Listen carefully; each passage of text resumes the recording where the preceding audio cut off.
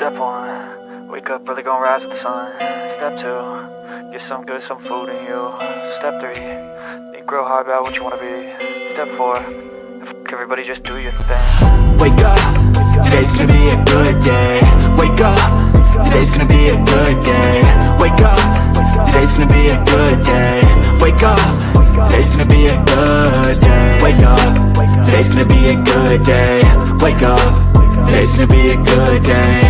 Wake up, today's gonna be a good day. Wake up, today's gonna be a good day. Yo. Set your affirmations, aspirations.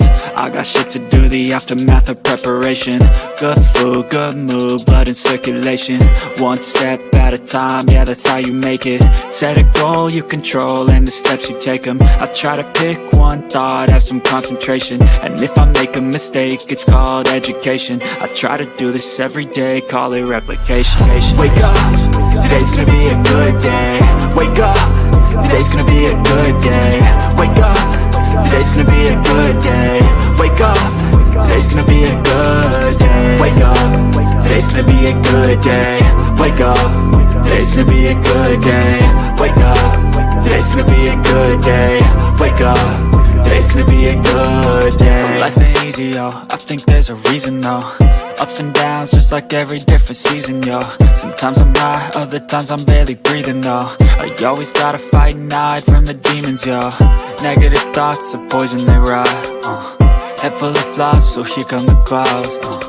They'll never stop unless I can swap all the bad for the good in my head when I'm lost. Yeah, so I'ma fake it till I make it. Positive thoughts are overtaken, I got patience. One day at a time is how you operate a cadence. A flow, you grow, you show yourself a foundation. Stay away from all the shit that causes temptation. I know that I like to do it cause it's sensation. I live my life in my head like a narration. Don't expect greatness, do my best, man, I'll take it. Wake up, today's gonna be a good day. Wake up, today's gonna be a good day. Wake up, today's gonna be a good day. Wake up, today's gonna be a good day. Wake up, today's gonna be a good day. Wake up, today's gonna be a good day. Wake up, today's gonna be a good day. Wake up, today's gonna be a good day. Wake up early, gonna rise with the sun. Step 2, get some good, some food in you. Step 3, think real hard about what you wanna be. Step 4, everybody just do your thing.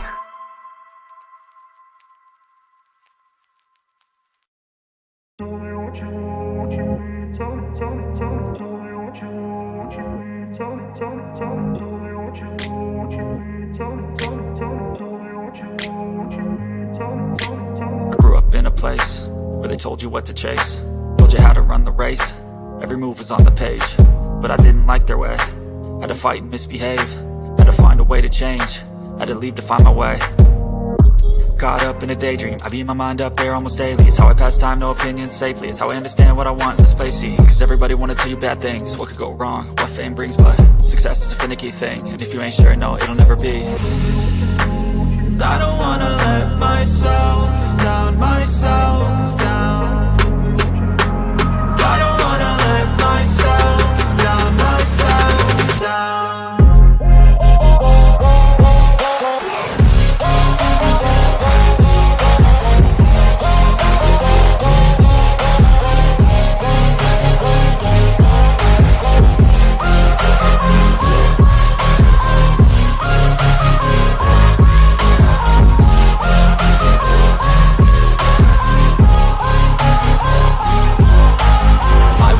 Run away, I don't have to plan it. I can go, change my fate, you won't understand it. All alone, that's okay, people I can't stand them. They don't want me to change, keep me where I'm standing.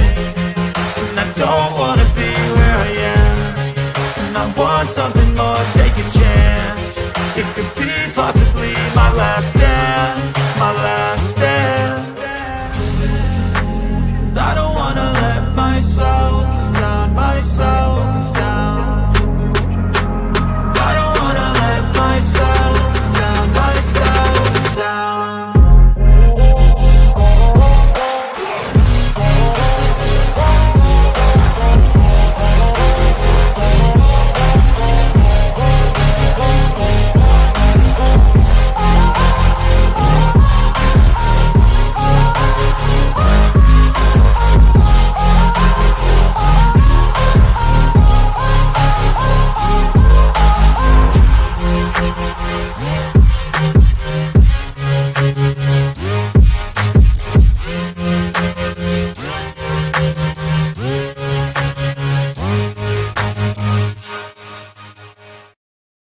even when you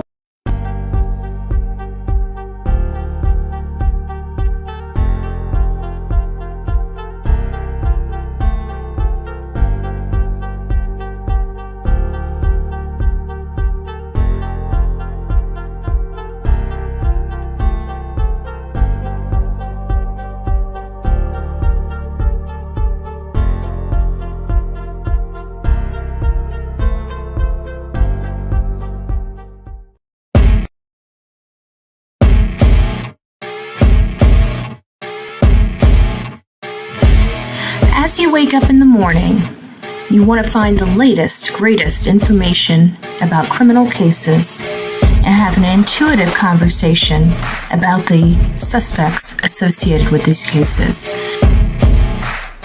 Head over to the Bullhorn Betty channel on YouTube.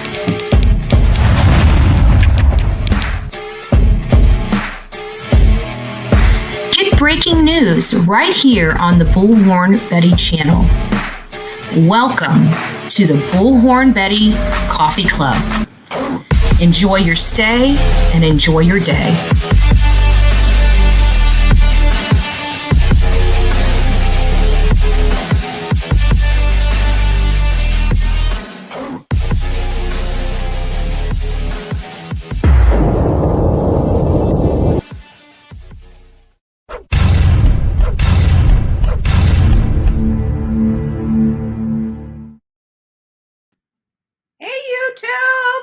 Bullhorn Betty, good morning.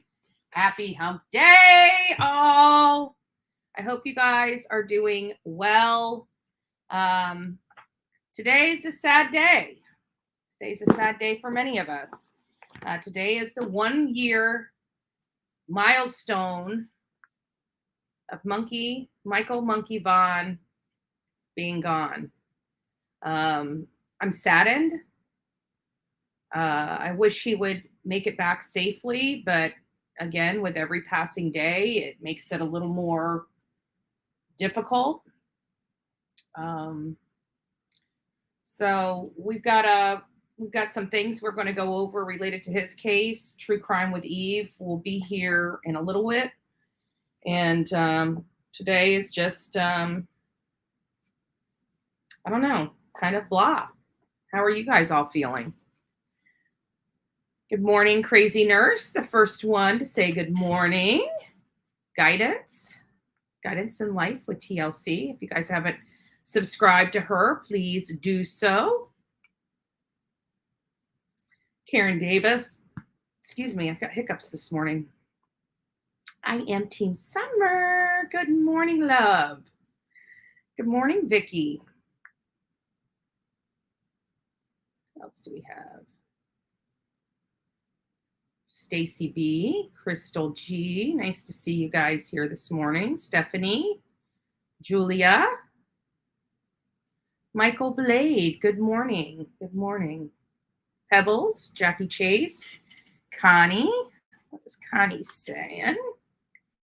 Good morning, Betty. Got coffee ready. Called lawyer yesterday about the issue with my granddaughter. As soon as he heard DCF, his retainer went way up.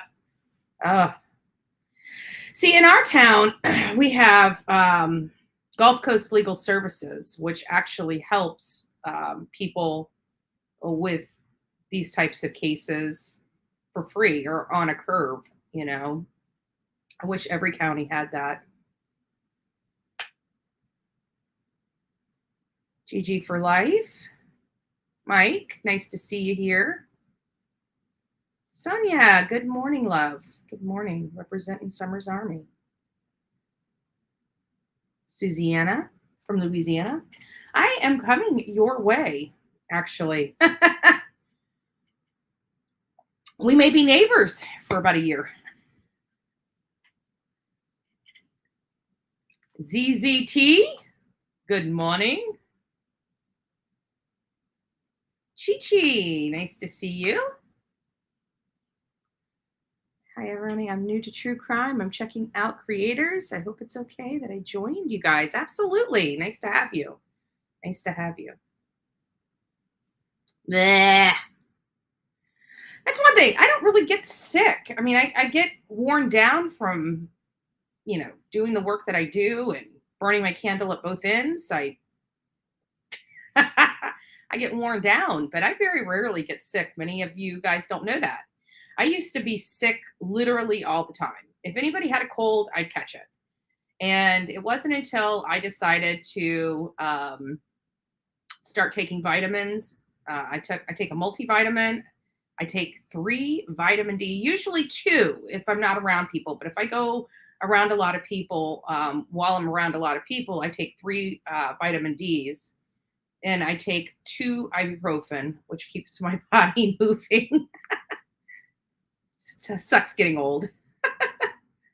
Ace O, good morning. Carrie Chatterbox, nice to see you. Jackie McMillan. I saw Honey here. Did it just pop up on me? No. Pops up on me. Yes. Oh, Happy. No, Honey. Happy. Joy.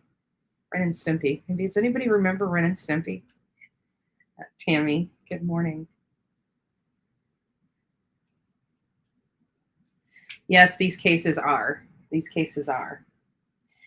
So before we get involved in, the main topic, we go through a lot of different stuff on here, covering, just touching base on the multiple cases. Did you guys see last night the con PI trying to tattle on Bullhorn Betty?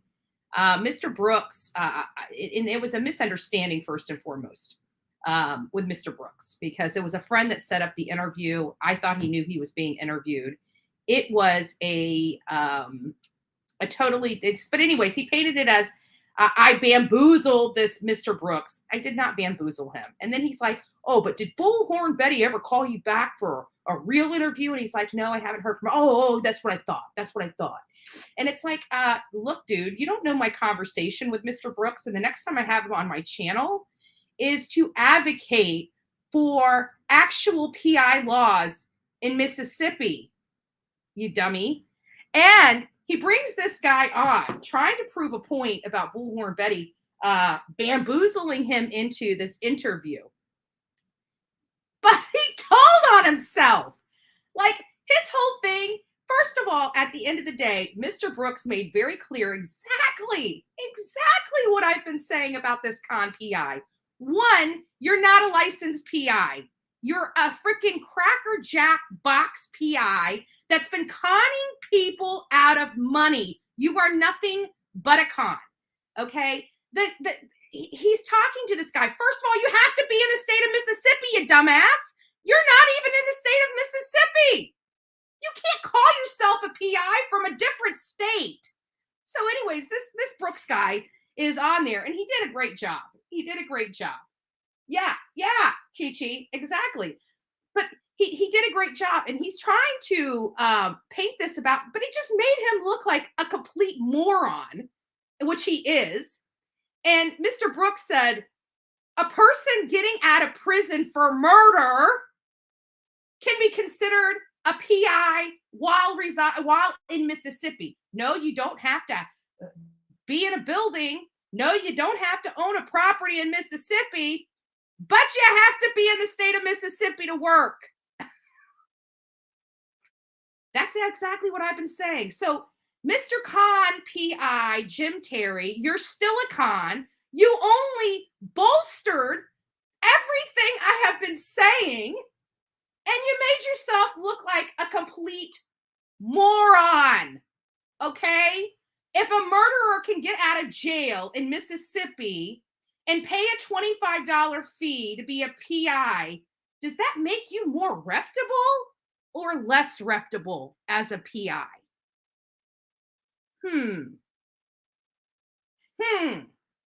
You look like a moron.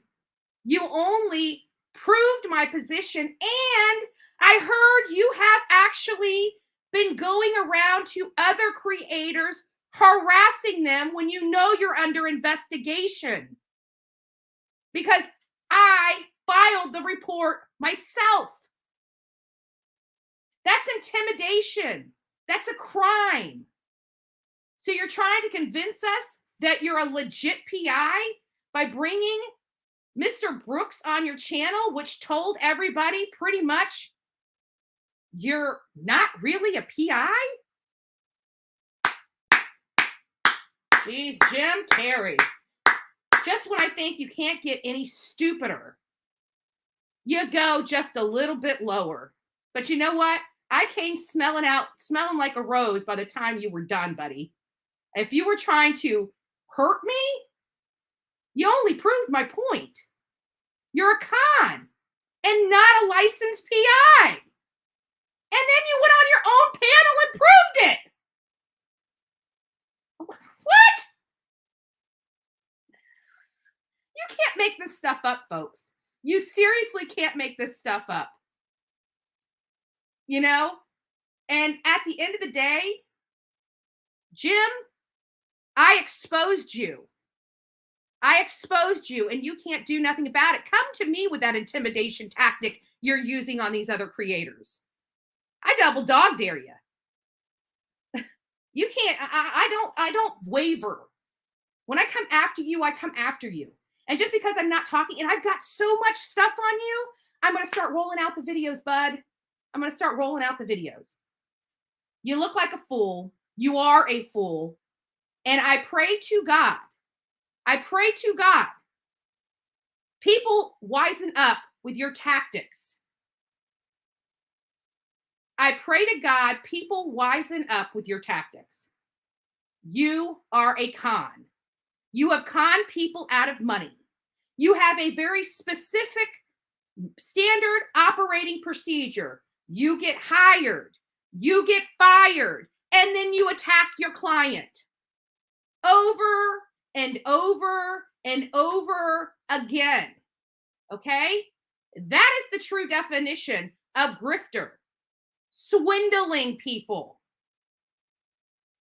And you just proved my point. Just proved my point. And all the jokers that had him on their panel without doing their due diligence. And it's sad because at the end of the day, like I like Ickmill, right? Ickmill had him on his channel as this PI. He is a con artist. He is a con artist. Nice to see you, Dazed and Confused. Beach life. Nice to see you. Dude is a creep. You are not lying. You are not lying.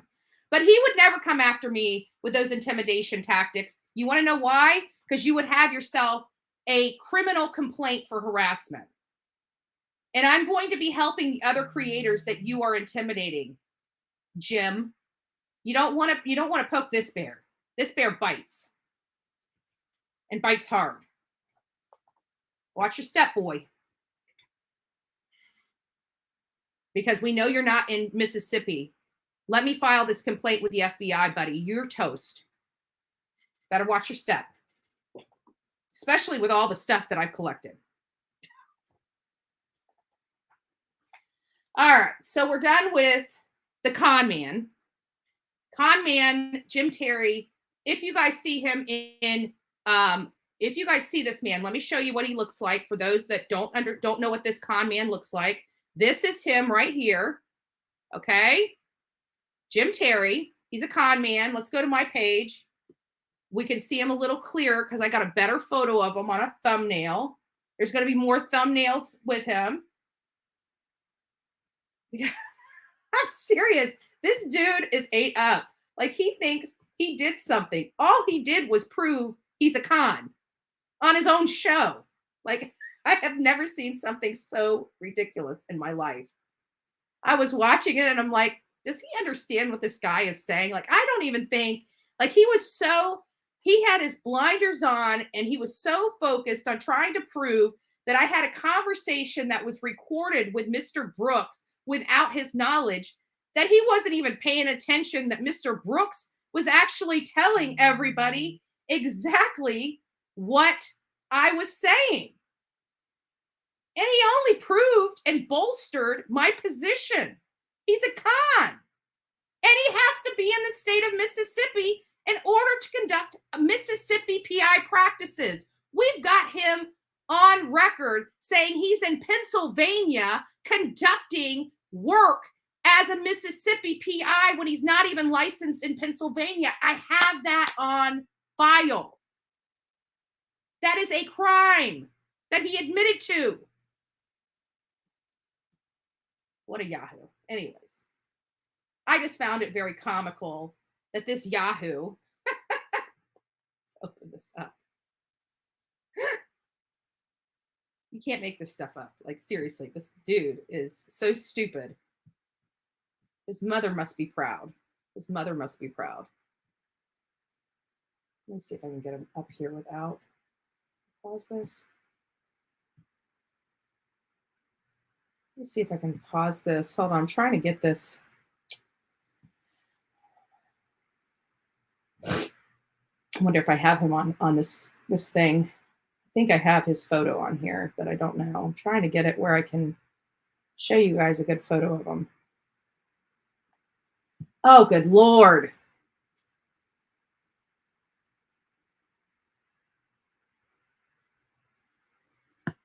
Anyways, we've got a good photo of him. Let me find it.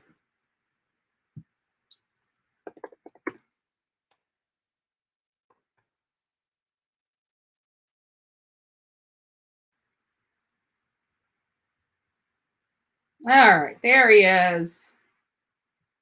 But it never shows it big. I don't like it. See, this is him right here.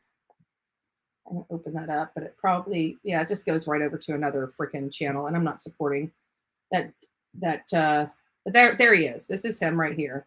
He's a con man. If you guys see him in chat, either Jim, James, Terry, him reaching out, block him from those groups. If you're an admin of a missing person group, block that man. He is nothing but a con, and he's going to prey on anybody that's in that chat that has a missing person. So just remember that. He will prey. What else are we going through today? JonBenet Ramsey.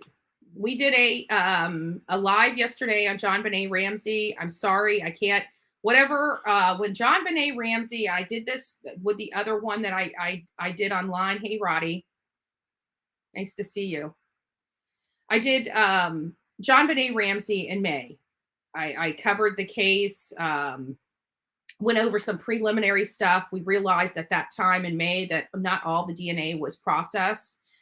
Yesterday during the live, we found out, well, first of all, I found out in May that both the parents had been cleared of any wrongdoing. And this came many years after JonBenet Ramsey had disappeared.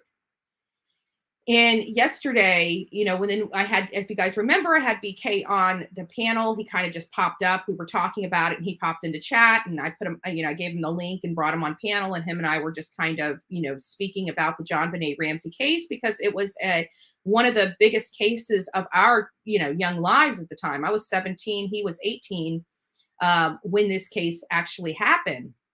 Well, we found out yesterday that the DNA still hasn't been tested, that the family, as well as other people, have been actively trying to get Boulder, Colorado. Now, the police department. Now, remember, this is a case that actually it was. How can I explain? This case was all screwed up from the very beginning.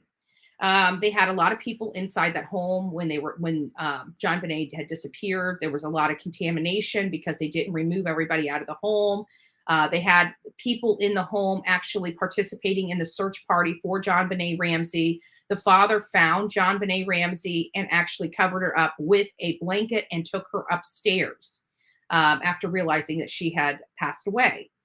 And this is where the problem resides, is the fact that this was a forensic nightmare, but not all the DNA has been tested. And we believe that Boulder, Colorado, the police department made crucial mistakes in this case and painted a picture for America, that painted a picture of the parents, and failing to explain the cigarette butts, failing to explain how it appeared that somebody had broke into the home, because There was a window open. There was a suitcase there. We watched Lou Smith, I think this was his name, break into that house without detection. Very simply, very easily, right through the same exact window that was open with that briefcase there. Further bolstering the idea that somebody from the outside got in. However, because of the ransom note, which looked like hands was literally shaking, trembling when they were writing this letter, but it was on her writing pad. So again, many people believed it was Patsy. But think about it. If somebody breaks into your house, they're not breaking in with a pad of paper and a pencil or a pen. They're going to write that with whatever is around the house that they can get their hands on.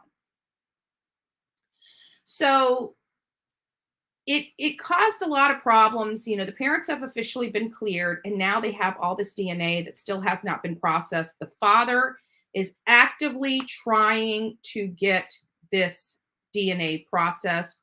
Here at the Bullhorn Betty channel, we want to help in that process. Many of you guys, while we ran that live, actually stopped what you're doing and made a call to the governor's office.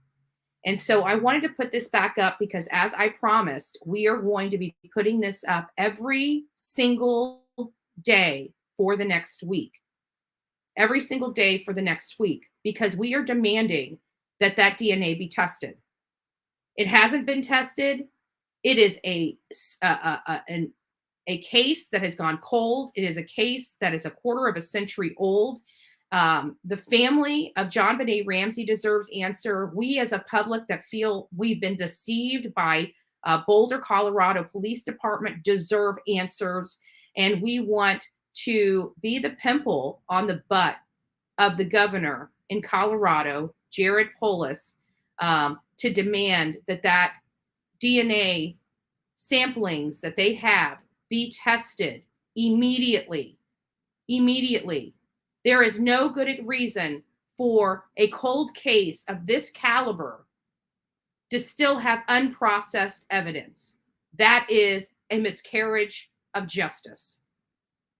And we want the governor to know we will not tolerate this type of miscarriage for justice. So if you guys would like to reach out there and demand that they process this DNA, the governor's office number is 303-866-2471. I'm also asking my counterparts, the other creators out there that have followed the JonBenet Ramsey case, to please also be advocating for the proper processing of the DNA that has not been tested.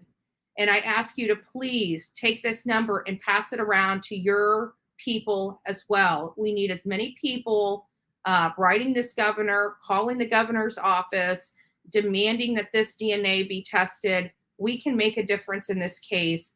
Please help me make a difference in the JonBenet Ramsey case. So you can call the governor's office at 303-866-2471. You can send a letter by mail to the State Capitol Building, 200 East Colfax Avenue, room 136 in Denver, Colorado. The zip code is 80203. Or you can start sending emails, or do all three, but do them every single day. Make it part of your morning practice. When you get up, when you make your coffee, you send an email to the governor. Governor Polis, that's GOVERNORPOLIS at state.co.us. We are demanding the proper processing of the DNA in the JonBenet Ramsey case. So we want to make sure that we advocate for that and we do it properly. We don't want we don't want mean, nasty letters or emails to go there. We're all adults. We want this stuff to be professional. So don't do nasty grams and shame on you type stuff. Let's do it positively. let's be kind in our writings and our dealings when we're dealing with these officials, because you get more flies with honey than you do with vinegar, right? So we want to be, we're wanting to get this done. We're not wanting to deter it from being done. So let's be very kind in our dealings with them, but just be very stern. Enough's enough. There is unprocessed DNA in a cold case that's a quarter of a century old, and we as a public demand them to fix this miscarriage of justice, because the family has a right to know what happened to their child, especially if they've been cleared of any wrongdoing. That means somebody out there is doing this and has done this and could do this again. And we want to make sure that that's prevented, and may have already done it because of the lackadaisy work that was done by the Boulder Police Department that had no clue what they were doing. So 20 hours ago, we had John Benet Ramsey DNA evidence could be identified in hours. That's what we learned yesterday. And that's what's so frustrating for me. As they turn this over, they could have a response within hours. They could put this case to bed. They could put this case to bed. Why are they interfering with their own investigation? Something does not sound right to me about that. Hours is what they said. We could have answers within hours, folks. Think about that. Think about that. So I'm glad, Fox News is on this as well. They've started coming out with coming out with publications about this very case. So we have a lot of support. We have a lot of national support on this initiative. And I hope that we can just bring this home. So everybody, if you guys can do your part, all those that are on the replay, please, watch and do your part. Make write the email, write the letter, call the office, leave a voicemail message. We want to drive this home. And I hope other creators are doing this all the way around. And when True Crime with Eve gets in here, I've got the link up at the top. She can come in. We still got quite a bit to go over. I also, many of you guys know, we are talking about going to Idaho. Not just me, but a group of us are talking about collaborating and getting out to Idaho to see how we can help and benefit the Michael Vaughan case. We're going out there just with an open mind. We want to help. We want to pass out flyers. We want to do our part in helping in the Michael Monkey Vaughan case.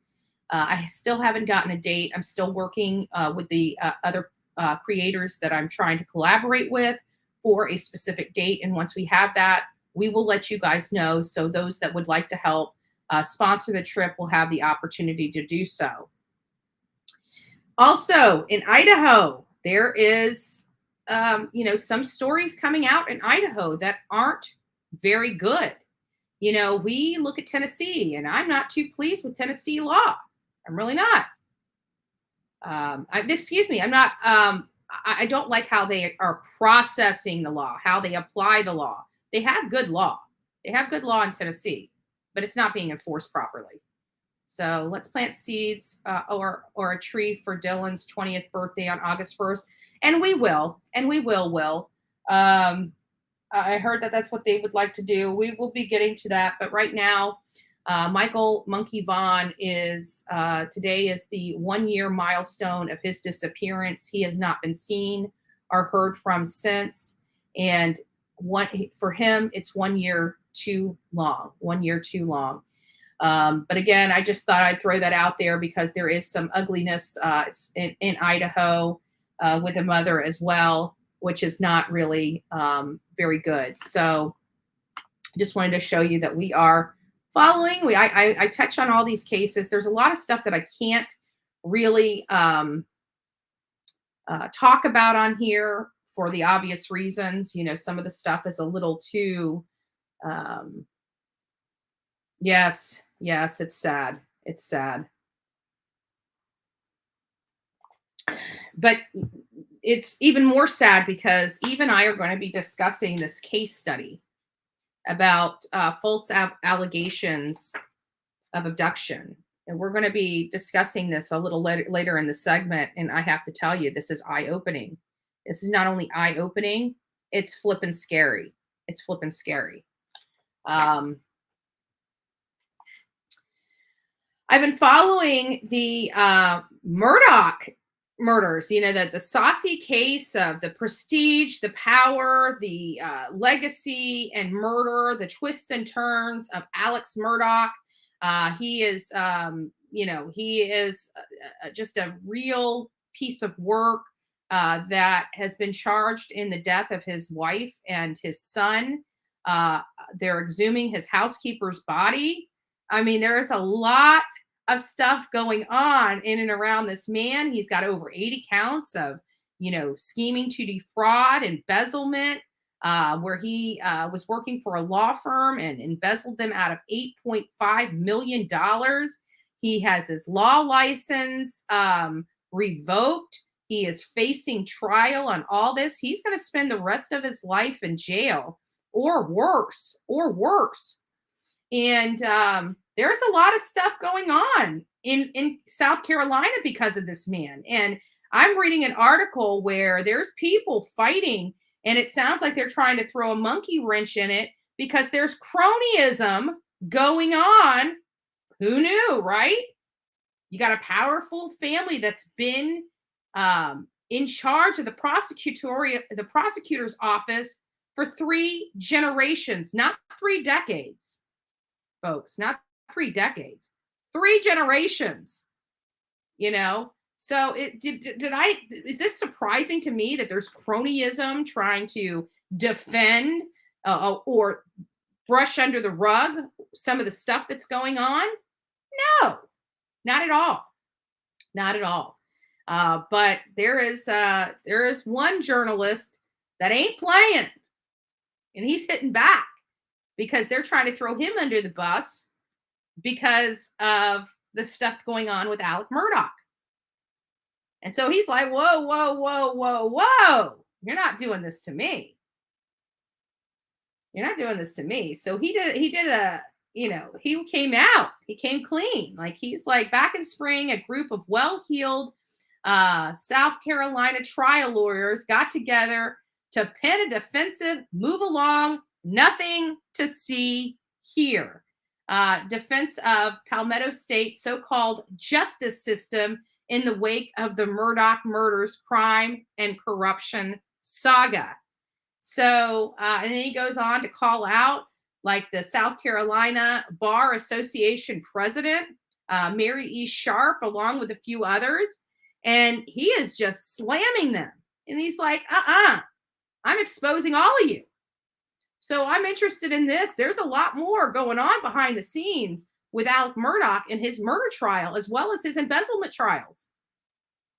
So it's a little saucy, guys. Just when we think it doesn't get, there's no more twists and turns in this case. Guess what? It never fails. That's the difference with the power, the prestige, the legacy, just being a Murdoch in the South Carolina area is just huge. And they are just, it's crazy. And everybody's kind of involved and, holding on, because I'm waiting for the shoe to fall. How many more people are involved that we don't know about?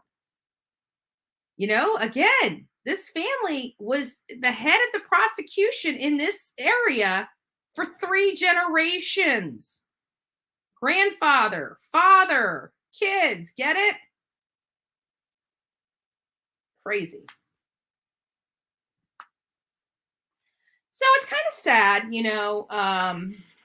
many of you guys know that how I became Bullhorn Betty was the Gabby Petito case. The Gabby Petito case is near and dear to my heart. We went out there and fought for this girl after a family member had reached out to us asking us for help. Not me, but Jonathan, and Jonathan pulled me in. But we've been following this case. We were out there forever, and we've been following this case forever. And it's still not over with yet. And we're still seeking justice for Gabby Petito, because we don't feel Gabby Petito ever had justice, nor did her family. Brian Laundrie took the easy way out. So anyways, on July 26th at 4 a.m., there was a post. Gabby Petito's mother sent a message for murderers like Brian Laundrie. Nicole Schmidt recently shared a post on Twitter about death versus murder. If you guys have not seen that, let me just pull this up here so you guys can see what I'm looking at.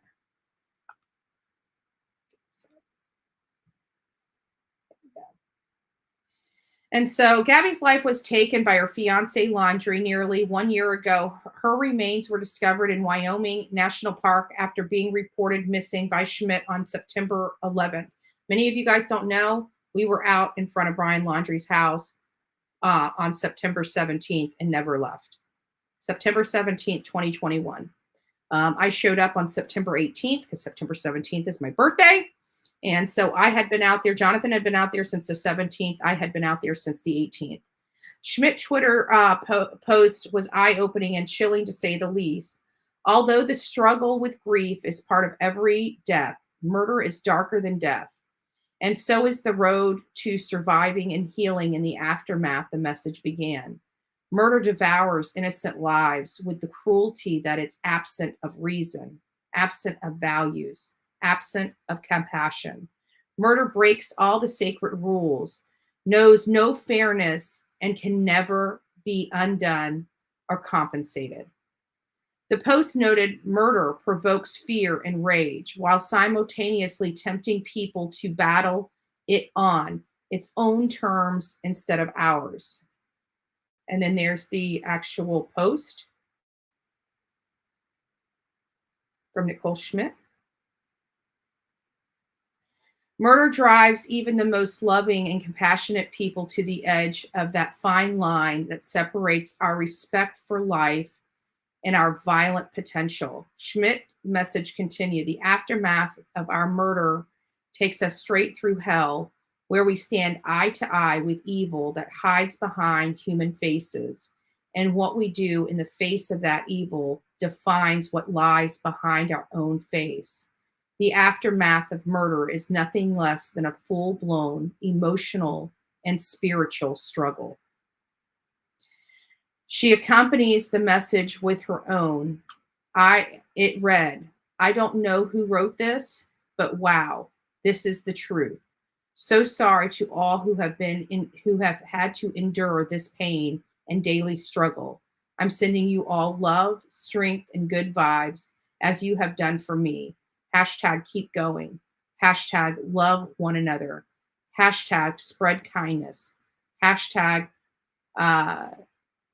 turn pain into purpose. Great messaging from Nicole Schmidt. Her followers commented supportive message that read, sending you and your family so much love and prayers through this continued nightmare. Wishing you comfort always. And you are an amazing person, period. Giving compassion to others while living your own suffering and nightmare, and an example of true loving humanity to us all. Schmidt and her ex-husband, Joseph Petito, are on a mission to reveal the truth about Gabby's murder and his family. And I absolutely applaud them for doing so because, again, I just don't feel that Gabby ever had justice, that her family ever got justice. And I want to make sure that we support her and that family and all their, in any way we can do. She's so strong despite grief and heartache they have endured. Absolutely. Absolutely. Good morning, Pixie and Tracy. Nice to see you. I think someone's trying to have essay conduct start. Don Wells, in which Don be pressed charges in Utah. I think I understand what you're saying. Black on likes, smash the like button. Yeah, we need to get the likes up. And I have been informed that a lot of people aren't receiving the notification. So if you're on the replay crew, please go back and check and make sure that you have your bell on as well as subscribe to, because every now and again we get trolls in this chat room, and we have to go to subscriber only mode. You don't want to be just subscribing and then we go to subscriber mode and you can't talk to any of us. So Good morning, Red. Nice to see you.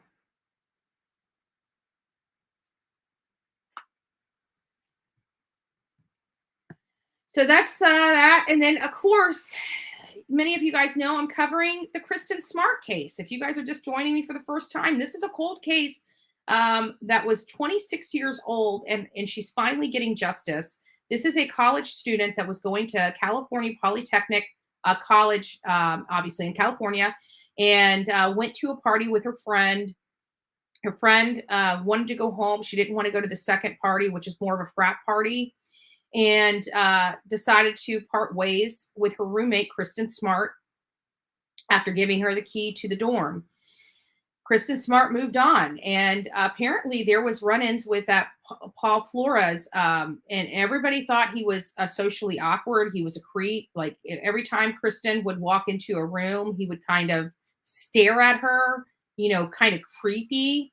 And apparently she got intoxicated, or it's alleged that she was intoxicated. We don't know how she got intoxicated. Was it because she was drinking, or was it because some substances were added to her drink? We don't know, because they never found her. But they found evidence in 2021 that linked Paul Flores and his father, Ruben Flores, 81 years old, as helping his son. So he got charged with accessory after the fact for helping his son cover up this murder that happened 26 years ago. Well, they're both facing charges. We've been covering it on here. I touch on it almost daily to give you guys updates on what's going on. And then I check on it this morning, and it looks like the murder trial has been postponed once again. So I wanted to make sure that we read this and got up to date with this. So give me just a second. The commercial is going to go away, and hopefully we won't have to read the article. Might. See.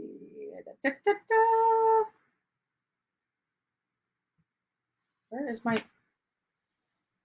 More witnesses were expected to take the stand in the case against Paul and Ruben Flores. However, shortly after people were let into the courtroom, they were abruptly excused and notified to return next week. KSBY News reporter Jacob Dizon has more on what happened. Just moments after Judge Jennifer O'Keefe took her seat in the Salinas courthouse Tuesday morning, she promptly informed the court that the trial would be postponed for the day due to an unexpected emergency from a juror. I spoke with an attorney who's covered cases in Salinas for over 50 years, and he tells me he wouldn't be surprised if this happened many more times throughout the months-long trial. If any one juror gets sick or has a family emergency or for any reason can't be there, they have to either stop everything until that juror is available again, or excuse that juror and use one of the alternates. However, only 2 weeks into the case against Paul and Ruben Flores, Worthington tells me that oftentimes judges prefer to hold off on running through their list of alternate jurors until later in the trial. And if they get down to the last couple of days and somebody gets sick, they just put in one of the alternates, because they can be pretty safe that they'll get it done, and you won't lose any more jurors. Worthington says that while a juror being unable to attend trial for 1 or 2 days is fairly commonplace, a prolonged absence could raise additional concerns. We don't want to stop the whole trial for 2 weeks, for one juror to become available, because if you do that, you're liable to get other jurors start to become unavailable for some reason. As of now, witness testimonies are expected to resume at the Salinas courthouse this coming Monday. In Salinas, Jacob Dizon, KSBY News. So that's the update on there. So she's there. The family has waited all this time for justice, and then they're being hit with these things. Hold on just a second.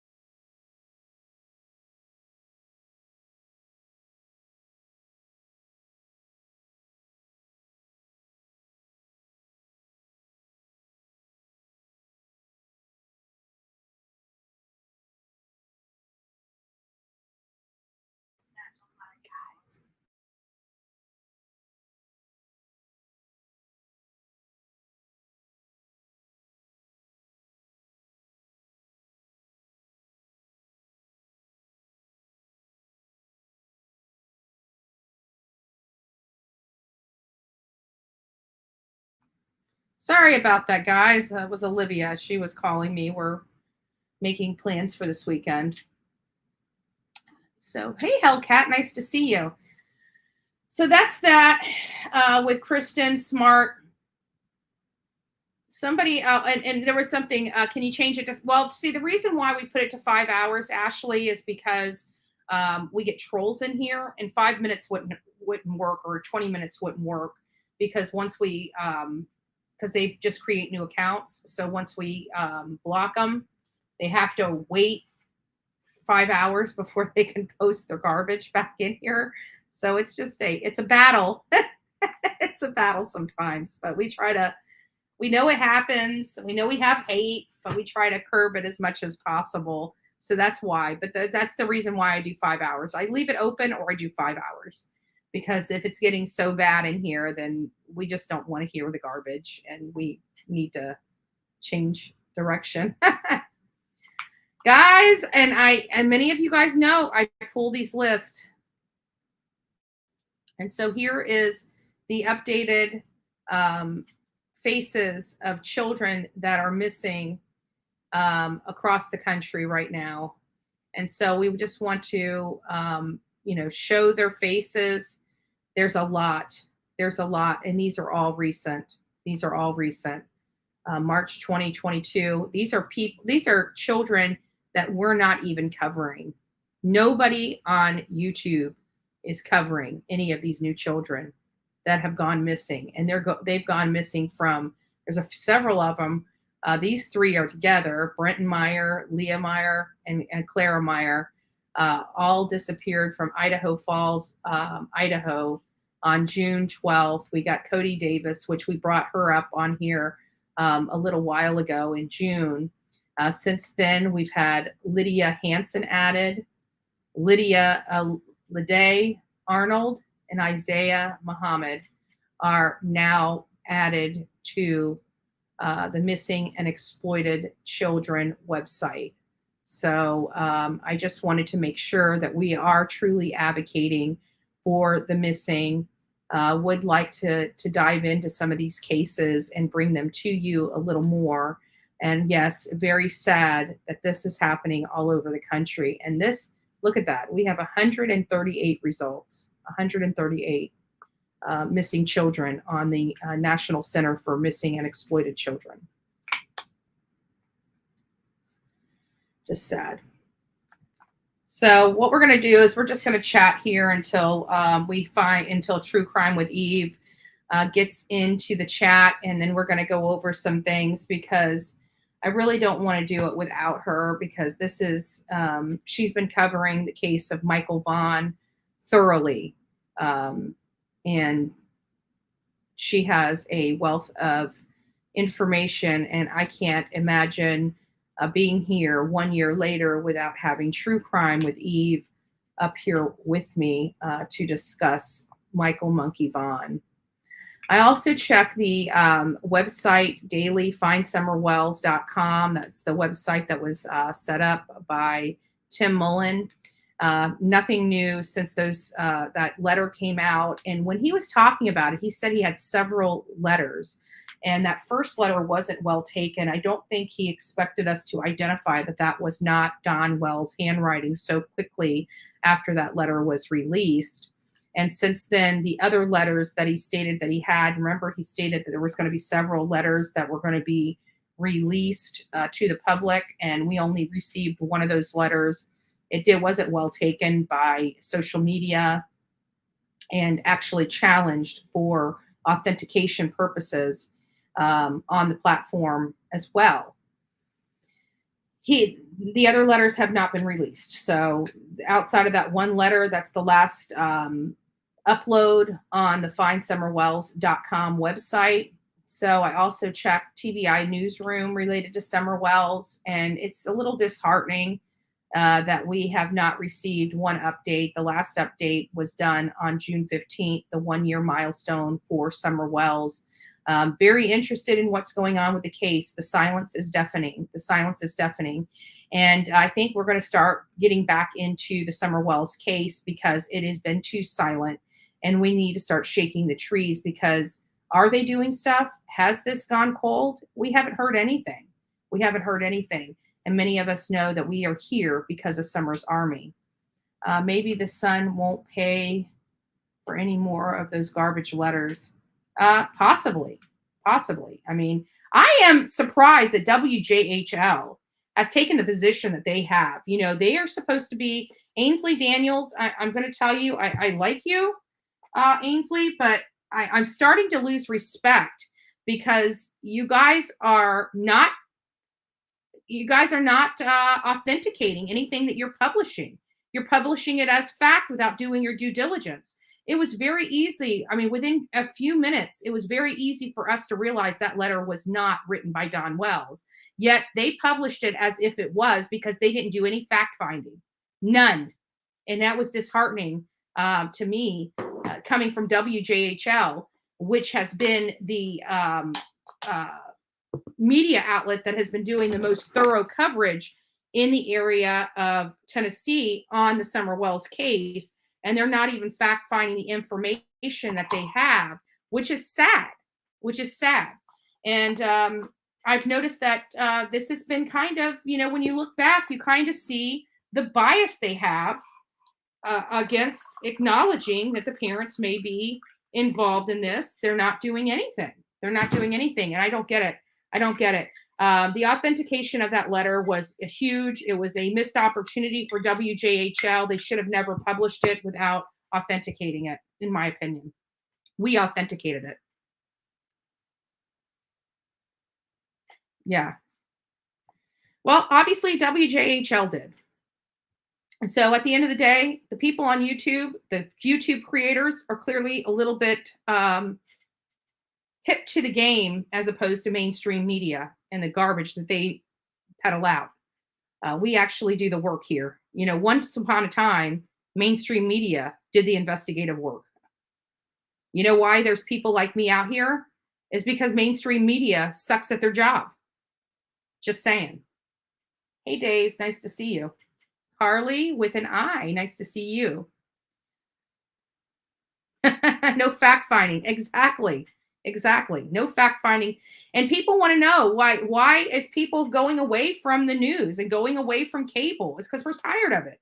We've been brainwashed all this time. I mean, look at us. We're yesterday we were arguing about why did I just lose her name just like that? JonBenet Ramsey. People still believe in the chat that the parents are responsible. Why? Because the media shoved it down our throat that these parents were responsible for the death of their daughter without doing their fact finding. Hey, hon.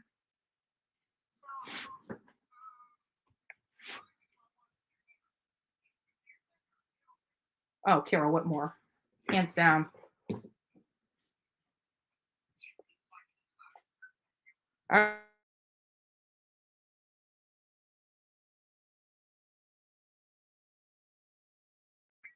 Love you too, bye.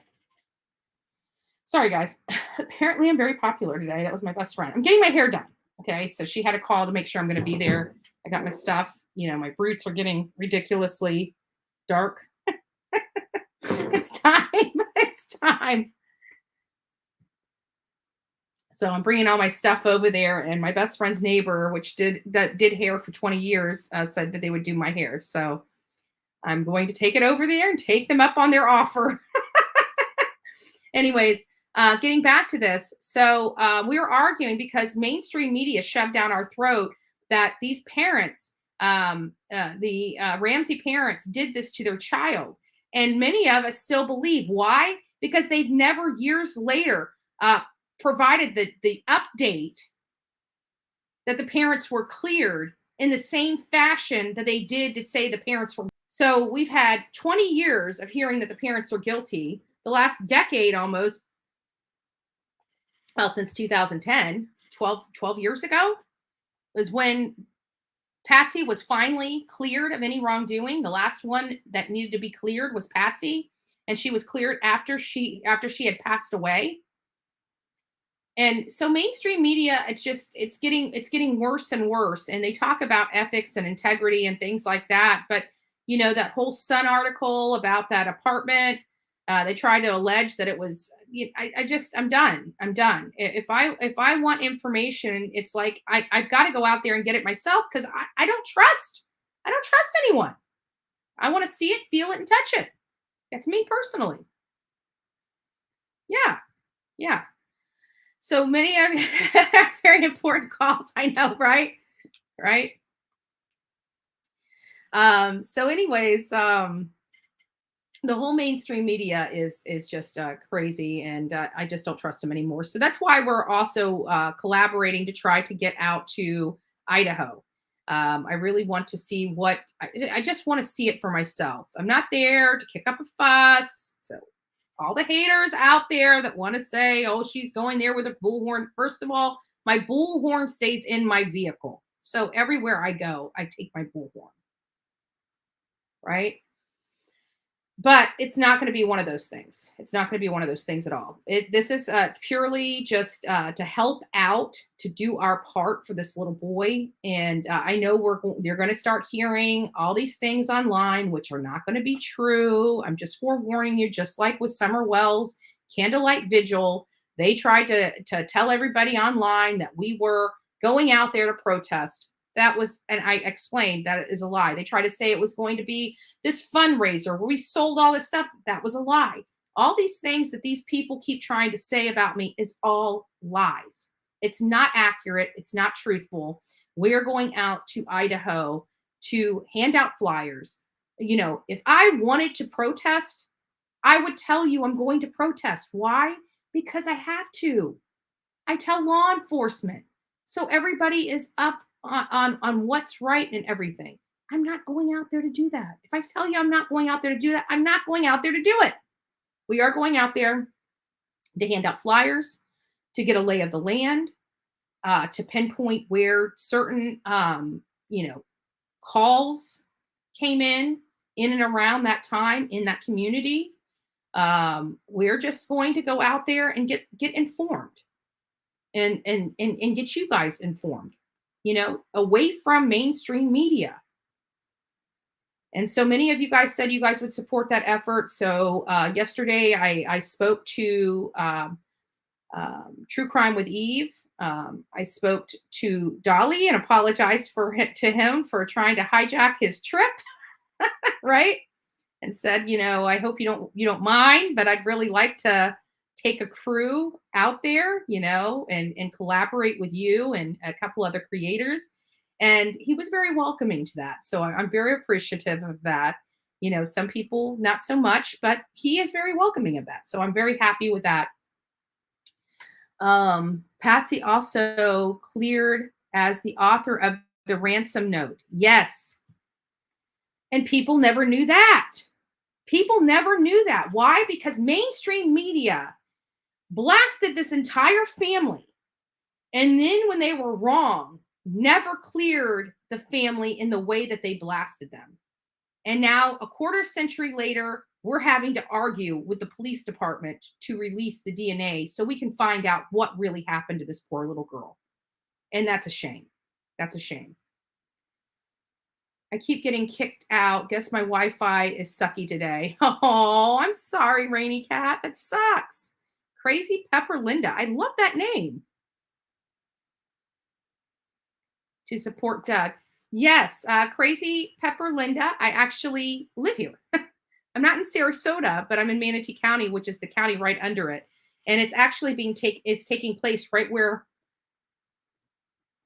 Gabby Petito's parents had to go to court with Brian Laundrie. That's the same exact building. So yes, I do plan on being there on August 12th.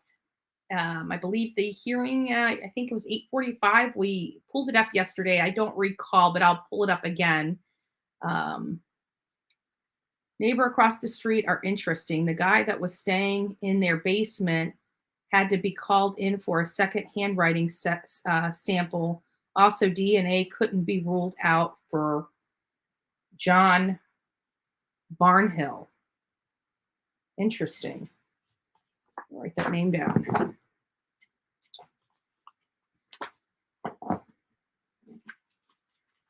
Gotta get the right page.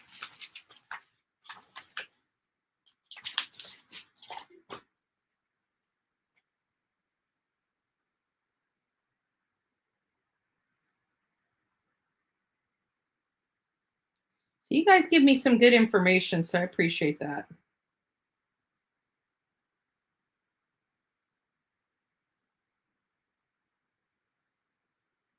Thank you.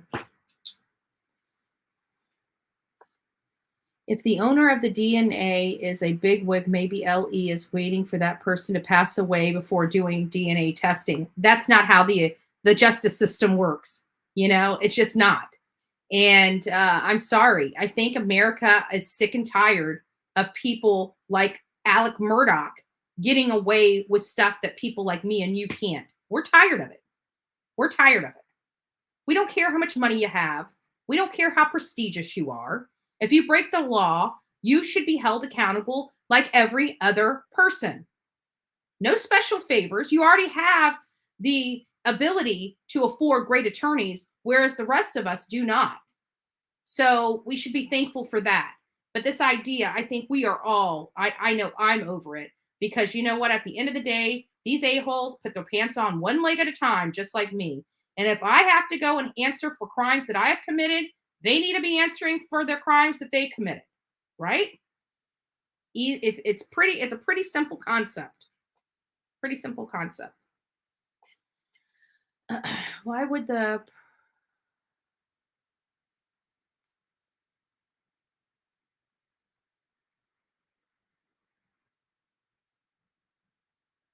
Yeah. I'm not sure. I'm not sure, Sandpaper. I'm not sure. But what I do find odd with it, and what makes me think that whoever is responsible for this crime actually knew the family, because they knew of his bonus. They knew what his bonus was. They were in his house. It sounds like they were comfortable in the house. It appears when they wrote the letter, they were very nervous when writing that letter. Very nervous. So much so that their hands were trembling. That's what I truly believe. I hate the two-tier justice system. Yes, absolutely. Now, they have made great strides to stop a lot of the abuse. However, it's not enough, because they've only really stopped the abuse with law enforcement, holding them even more accountable than the rest of us, right? But what about our politicians that break the law? What about that Yahoo that went all the way to California? He was a Virginia, what was he? The House of Representative guy in Virginia, went to California to take a 14-year-old girl. Like, this guy was crazy. And you see a picture of him when he was a politician, and you see a picture of him when they arrested him for trying to take this young girl out of California, and he looked demonic. It was crazy. You had a side-by-side photo of him, and it's like, oh my God. It was nuts. Do you guys remember hearing that? I can't remember his name, but he was a politician from Virginia, the state of Virginia.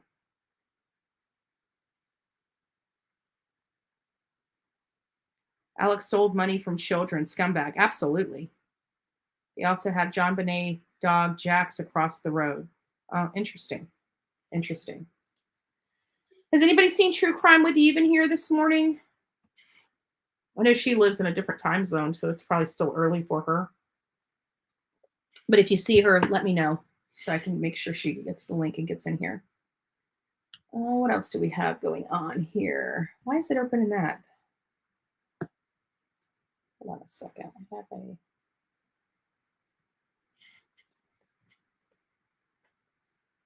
There we are. There we are. Okay, that's why. So we went over the Amber, the newsroom at TBI, nothing there. And then somebody had asked me to please, give an update on Oakley Carlson. And so I did. She's now part of our research in the morning. She's now added to the list. So I will be checking. Look at Senator Bob Mendez, who slept with a minor and got off, no indictment. Wow. Yeah, still two-tiered system. It's not good. It's not good. But making officers be held accountable more so than anybody else is, like, everybody should be. Our Constitution requires requires the law to be applied equally. It's part of the Constitution, and somehow, some way, they don't. And a good example is Tennessee. You have the state law, but it's applied differently from county to county. Hey, Prairie, nice to see you. Good morning from the most caffeinated city in Seattle.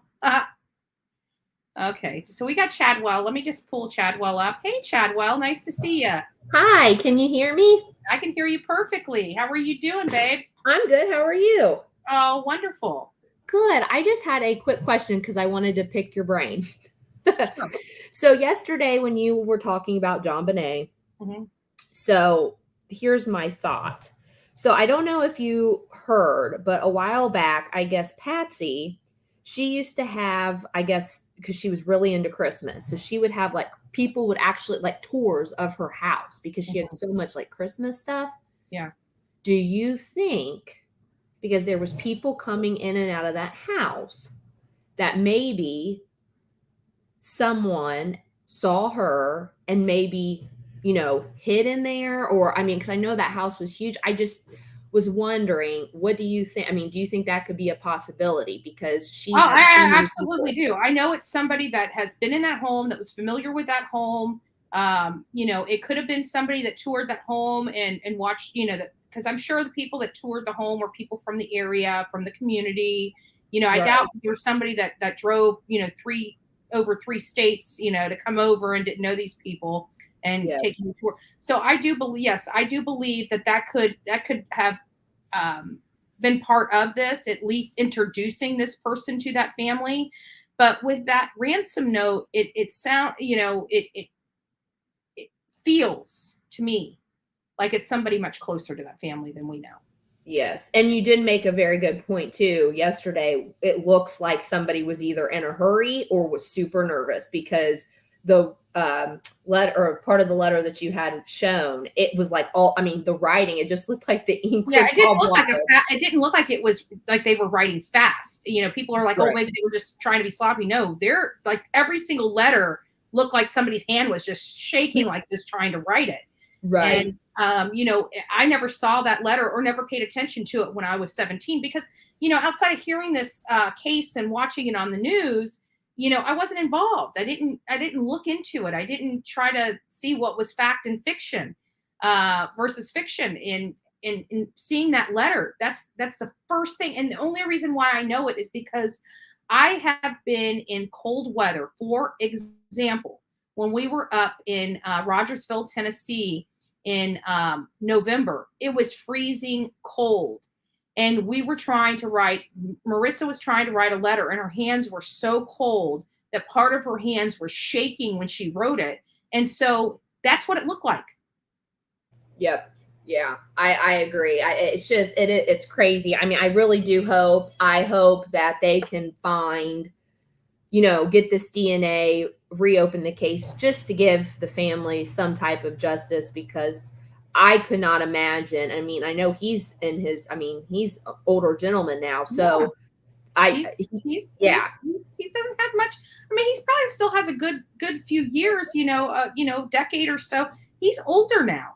And after being crucified by that police department, they should be bending over backwards, especially after they have excluded him as a possibility. They should be bending over backwards, trying to vindicate him and trying to provide justice for JonBenet after a quarter century. I'm sorry. Right. No, I agree. I just, I hope for the sake of the family and himself, he can get some type of justice. And I think that was awesome. The people yesterday that called in to leave him at, I know they all know, and I know it's probably a reminder to them every day, because it was botched from the very beginning. But I think if we can kind of get all hands on deck and really, pinpoint it home, that hopefully they can, reopen it and get some type of, and like John said in that interview, if we test it and we get nothing, at least we tried. But to not test it is a miscarriage of justice. I'm sorry. Absolutely. Where is the no stone left unturned out of Boulder, Colorado right now? Yes. Right. I totally agree. I totally agree. I just wanted to, I was going to call in yesterday. I was not able to. So I just wanted to ask about that to pinpoint your brain and pick it a little bit, because when I heard that she, had people come in and tour her house, I thought, oh my gosh. I'm like, well, that's odd. I mean, nobody nowadays would probably do that, but I can foresee that happening where they befriend them, that, especially some freak, twisted freak coming in there and seeing this and then being, because to be honest with you, a lot of these abusers of children that aren't the parents, that the 7% are people that look at something and strategize. It's like nothing new. So they would befriend the family. They would want to be involved. Oh, this is so cute. Call me next time. I'll be happy to help. Let me know if I can help. They're the nicest people in the world to get what they want. And so did somebody come in her home, tour her home, and befriend her and, have coffee with her and come over, more so than, and just become a friend to them so they could get close to the family? It's possible. It's not uncommon. We've heard that before. Yep, I agree. Well, I don't want to take too much of your time. I want others to be able to. Well, it's nice to hear your voice. Yes, I love listening to you. And again, I appreciate everything you do. And yes, let's just, definitely keep the name out there, and hopefully we can get some traction and get some justice here. So I appreciate you. Absolutely. All right, Chadwell, you take care. Thanks, you too. Bye. Oh, that was a nice little drop in from Chadwell. Thank you. Thank you, Love Bug. So Oakley Carlson, the only thing, any update that we have so far on Oakley Carlson, because I haven't jumped into this case, really deep or anything like that, is the Nellie Vander's shop is hosting a fundraiser for Oakley Carlson. This came out 3 hours ago. So I figured since this is an update, I would read it to you guys, because there are some of you that want to know about Oakley Carlson. So the Nellie Vander shop is hosting a fundraiser for Oakley Carlson. While most people wrap up their plans from the holiday weekend, others are continuing to work on projects for more significant causes. For the people of East County, nothing has been more important than the work raising awareness for Oakley Carlson. On Friday, a local Elma business will be the next to participate to help raise awareness and funds for missing 5-year-old from Oakville. Nella Vander's shop is hosting a Let's Paint for Oakley event in which attendees will paint various scenes on canvas in a wellness-minded environment and step-by-step instructions to encourage people from all over to attend and paint. Lori Bremer, the owner of Nella Vander's shop, said she's been doing local fundraising to help kids in the East County area for a while, but that her connection with Oakley's parents is what prompted her to do a fundraiser for Oakley, as well as spread awareness that the community still deeply cares about the disappearance.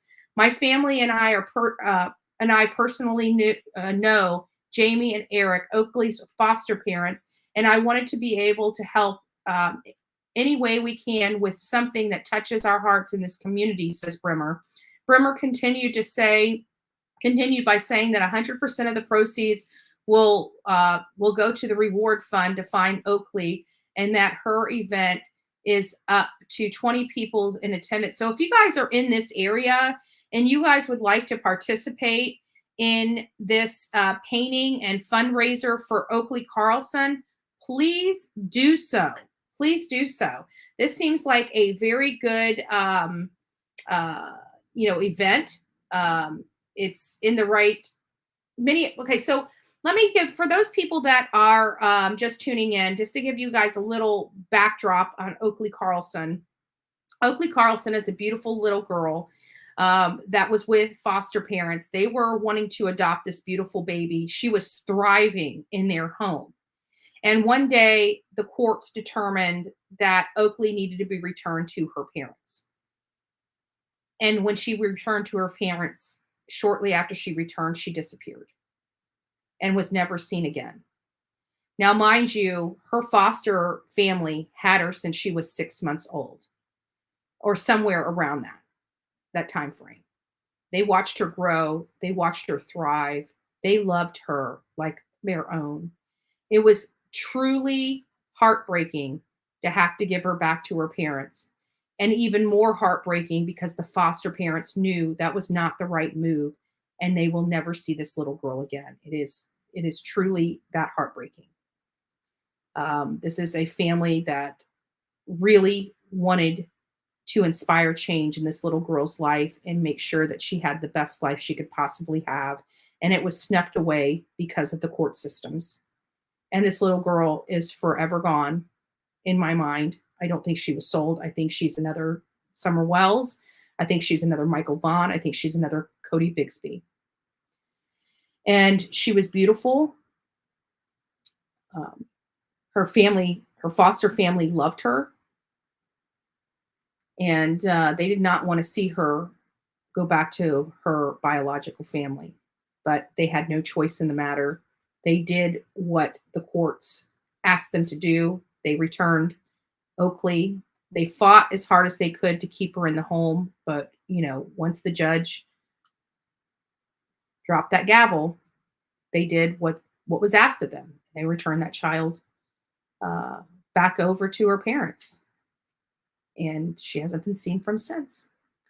They currently have raised $25,397 as of June 15th, 2022 through multiple fundraising events and that have been set up over the span to raise awareness and the reward fund for Oakley Carlson.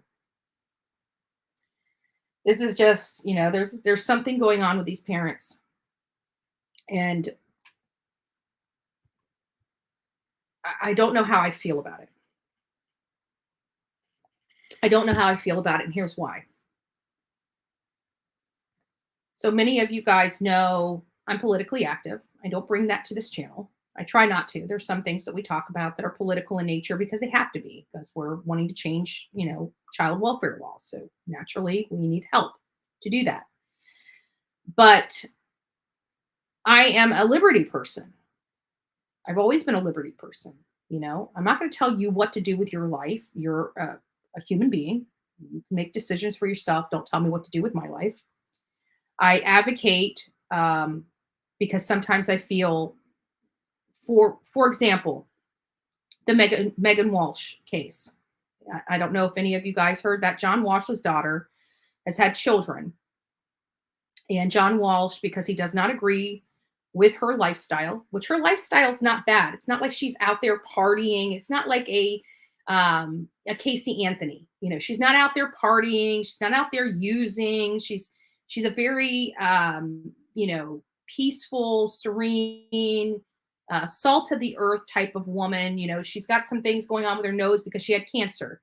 So she had to have the cancer taken off her nose. So it, you know, she has scarring on her nose and stuff like that, but it has nothing to do with, you know, using and whatever. But she is in, you know, alternative medicine. So she, and that's her right to be, as long as it's not injuring her children. She has the right to decide what kind of medical stuff they get. I mean, if she is criminally responsible for not taking care of her kids, that's one thing, but that's not what's going on here. It's being alleged that she's not taking care of her kid because she has an alternative way of handling things. It's not jeopardizing the safety of the children. It's not jeopardizing the children's health. Yet you got a prestigious man like John Walsh that is wielding the justice system, the court system against his own daughter to use to almost beat her into submission. And I think that is disgusting. I think that's disgusting. And shame on John Walsh for doing that to his own child. Shame on him. So you've got something like that where the department, now mind you, they ripped her child after being only 5 days old out of her hands. Her brand new baby, they ripped away from, and she had not done anything to that child. Nothing to that child. And the people that were in the home with her questioning and asking the law enforcement about their warrant and what it meant, you know, they're required to tell you that if you ask. And they go and arrest the people in that house for asking those questions. That is a total miscarriage of justice. That is abusing the Department of Children and Family Services. That is abusing the court system. And he's able to do it because he has money. Those are the things that I'd like to change in this system. So I'm advocating for stricter policies, but also advocating for them to be applied appropriately. This John Walsh case, to me, is disgusting. And I have to be honest with you, I have been a John Walsh fan since I was a young girl. I remember sitting in my living room with my family every Friday night at 8 o'clock to watch America's Most Wanted, and did that for decades. I am no longer a John Walsh fan over this because I think he has abused his position. I believe he has used his clout to sway the courts. And for them to rip a child away from their mother at 5 days old is something short of sick, in my opinion, and shame on the judge that did it. That is the position of me here at the Bullhorn Betty channel.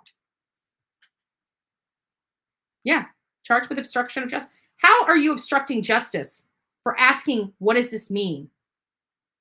And asking, why are they doing this? You go to jail for that now? You go to jail for that. This happened in my state too. It's sick. But this is also the state that chooses to work on putting a protest bill together as opposed to advocating for children.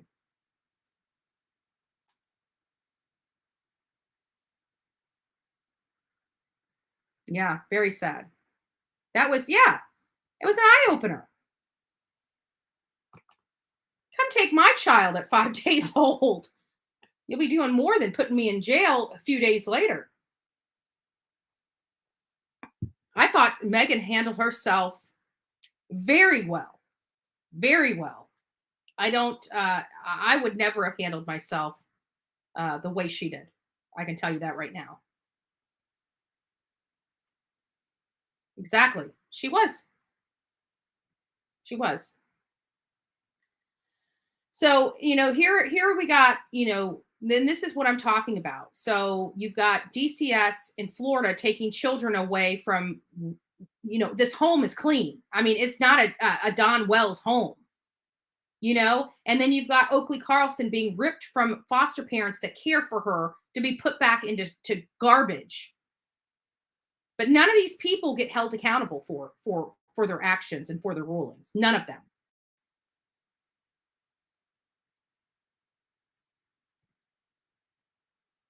All right. So, sorry, guys. I'm trying to buy some time while we wait for Eve. Let me find my phone. There it is. Let me see if she's ready to come on.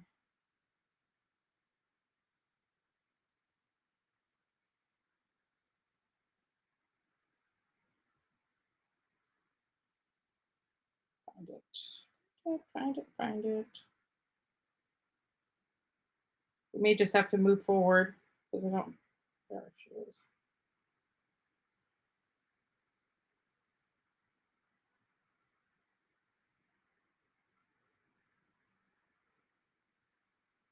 Okay. I just sent her a message. She may not be up yet. I don't know. I should have probably. That one cop was an ass. Absolutely. Absolutely. And they were also charged for recording it. I'm sorry. You come into my. This is. I don't give a damn. When an officer comes into a home, into anybody's home, this idea that you don't have a right to record them is bullshit. I would be recording them. If you're going to arrest me for recording in my own home, there's something seriously wrong with America. Seriously wrong with America. You will never, ever, ever tell me what I can do inside my home if I'm not breaking the law. Ever. Arrest me. Arrest me. Just a second. Let me check on things. So far, doing good, guys. We're doing really good. What else do we have? I don't think anything else. All we have now is to go over our stuff for Michael Vaughan this morning. Why don't I open, while we wait for True Crime with Eve, why don't I open up the phone lines so you guys can call me? It doesn't have to be on anything that we've discussed. If you guys just have something else that you would like to discuss or talk about, call and talk. Tell me what you think. We covered a lot of cases this morning. We're covering Kristen Smart. We're covering Cody Bigsby, Dylan Rounds, Michael Vaughan. Today's the milestone of Michael Vaughan's 1 year. He's been gone for 1 year today. You know, so it's a really sad day for all of us here. But the phone lines are open. So if you've got something to say, please call in here and give us you know, your thoughts. I wish you could have spoken to DeSantis over the weekend. Yeah, that wasn't happening. He came through a back door, said his spiel, and was gone, because that's what I wanted to do. I wanted to speak to him, but I was able to speak to several people here in Florida, including Willie Montage. I can't remember. I can never say his name right. Anthony Sabatini and Matt Gaetz. I actually spoke to Matt Gaetz at length about the initiative. He said he's on board. And I told him, you know, I also talked to him about, because I've got two passion items. One is the homeless vets and the other one's the children. So I talked to him about both initiatives. We'll see. I need to reach out to his office. I need to continue to follow up and also give my thoughts on what I think would be beneficial, at least here in the state of Florida, that we should change with our child welfare laws to help. And I hope all of you guys are doing the same thing out there, because we've got a problem here in the United States. And it's going to take a lot of hands to fix the problem we have against our children. It just is. But our children are disappearing. They're disappearing.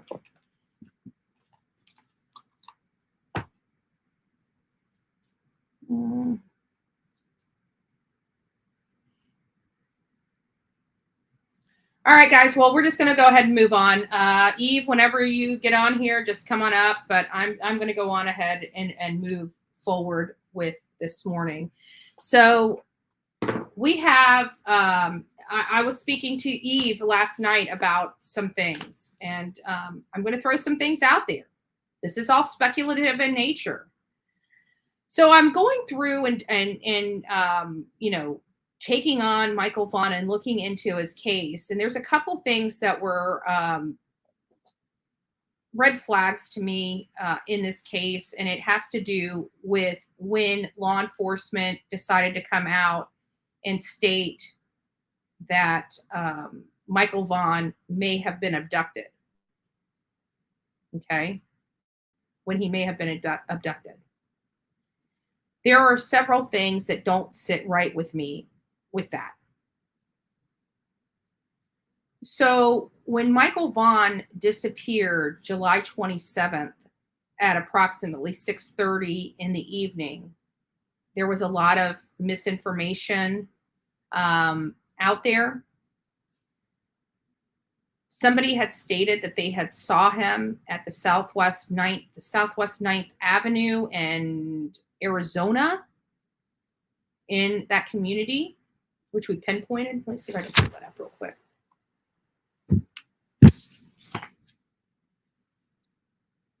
So you guys know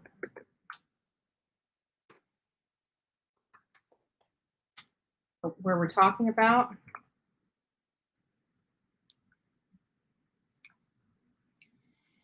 And the issue that I have is the timing when law enforcement came out and stated that he could have been abducted. And the problem that I have with that is it was so long after he was reported missing that it didn't make sense. That's what I said.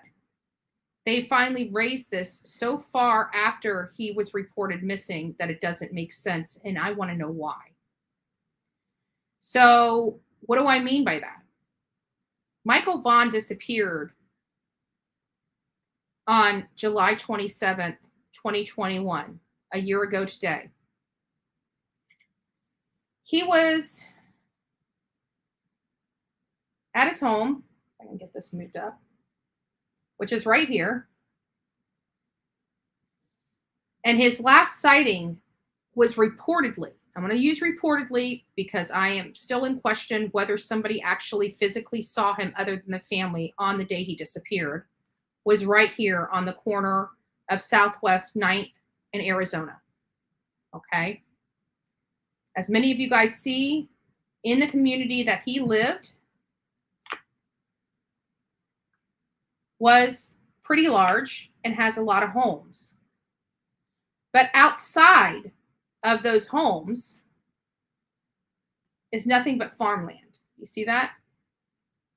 And then you got a lot of stuff over here on the other side of the road. But where he lived is a small community surrounded by farmland. And here's the Snake River, not too far from his home.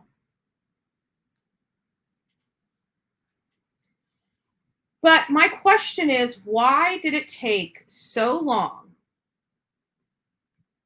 for law enforcement to come out with the idea that he could have possibly been abducted? And I want to put this in perspective. So date and time calculator.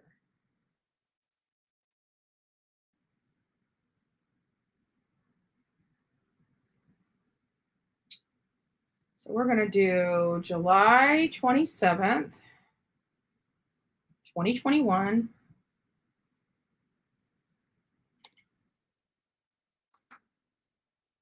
To November 18th, 2021.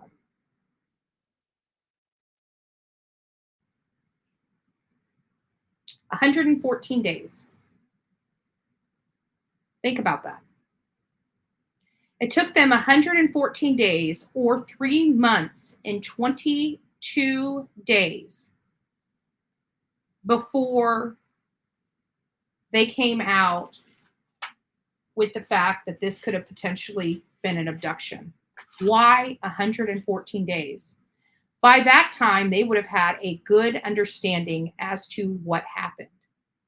With 3 months and 22 days, they most likely already had some reports back. They've already had some, stuff from the cell towers, all this stuff. Why 114 days later did they bring this up? It makes me wonder.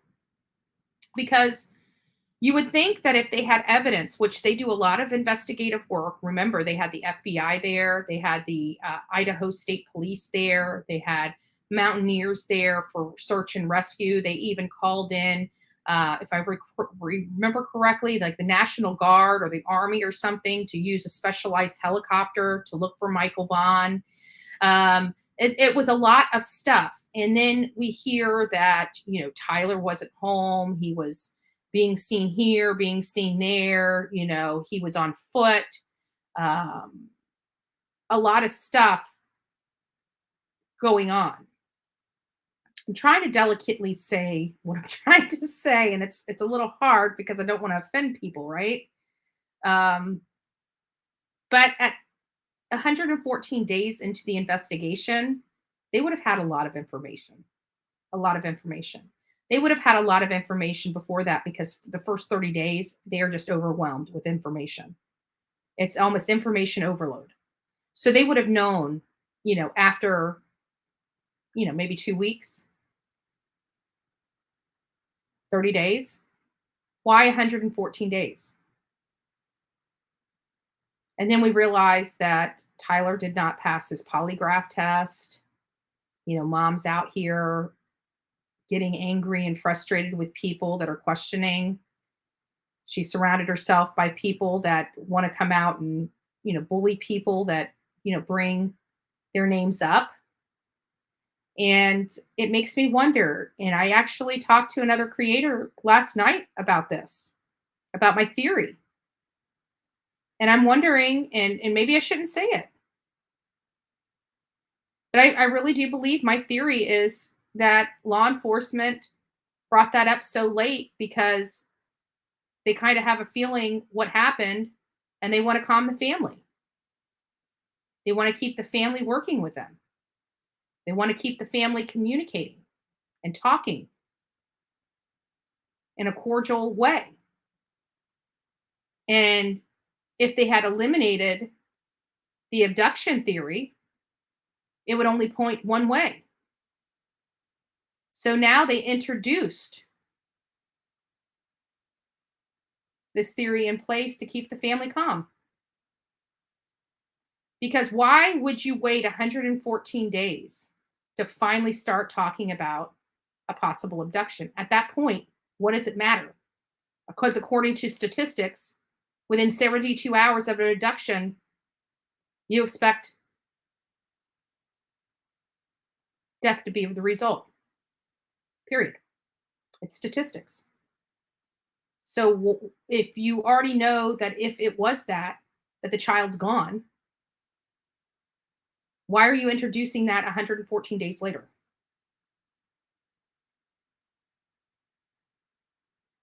To me, it doesn't seem that J.D. Huff would make this kind of mistake.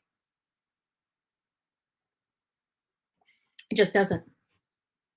And if the parents have been saying that they believe this child was abducted since the beginning, why wasn't it brought up as a possibility a lot sooner? Why almost 4 months later?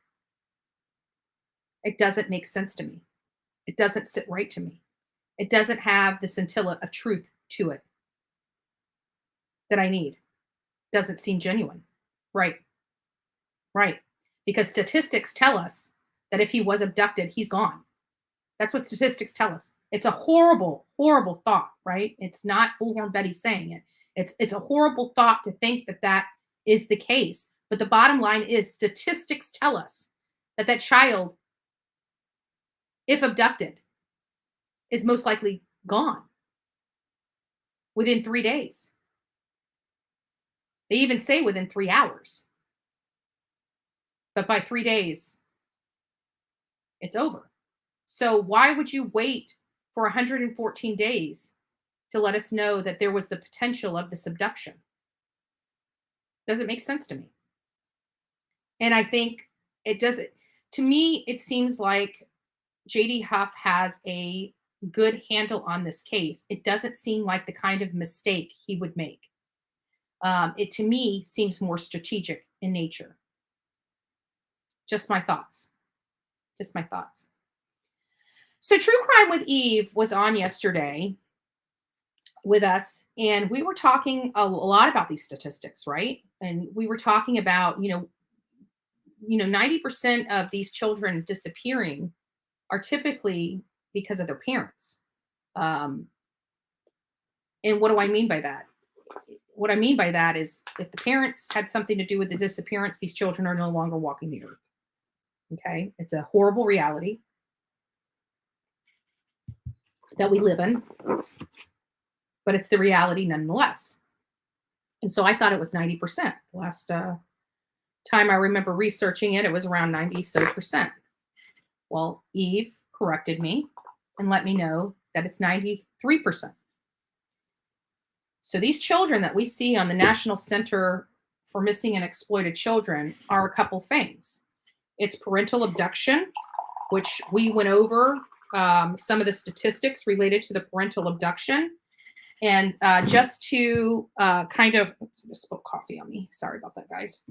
Just to kind of bring us into what, and that's this. This is a case study, early identification of risk factors for parental abduction, right?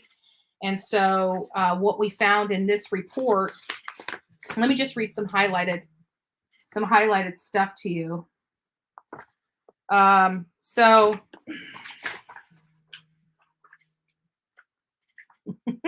Olivia, we're making plans for this weekend. We're not going to be here. We got a special coming for you guys soon. So like I said, we've been working and keeping in touch and having our monthly meetings and everything. And we knew that once we just had a little bit of time from the Summer Wells case, we'd be back on it. Unfortunately, Jonathan will not be joining us moving forward, but wish him the best. I mean, he's been rocking it out you know. So Olivia and I are going to be getting together. We've got what we're doing this weekend, which is going to be very interesting. And we're going to be going to Mississippi, right? And you guys know I'm wanting to go out to Idaho, and I also asked her to come.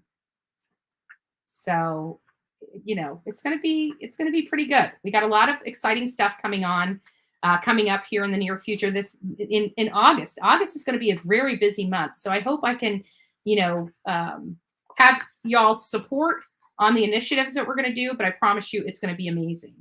It's going to be amazing. So most cases, the characteristics were found 2 or more of these studies. Oh, I don't need to read that. That's about the studies. We already went over that. I wanted to get to the information. So from the records from the documentary studies show about 1/4 of the abductors did not operate alone in the abduction. A small number of parents interviewed in the study were escaping from violence, and it ended up blowing up in their face. I'm paraphrasing, guys, just to let you know, it doesn't say that in this report.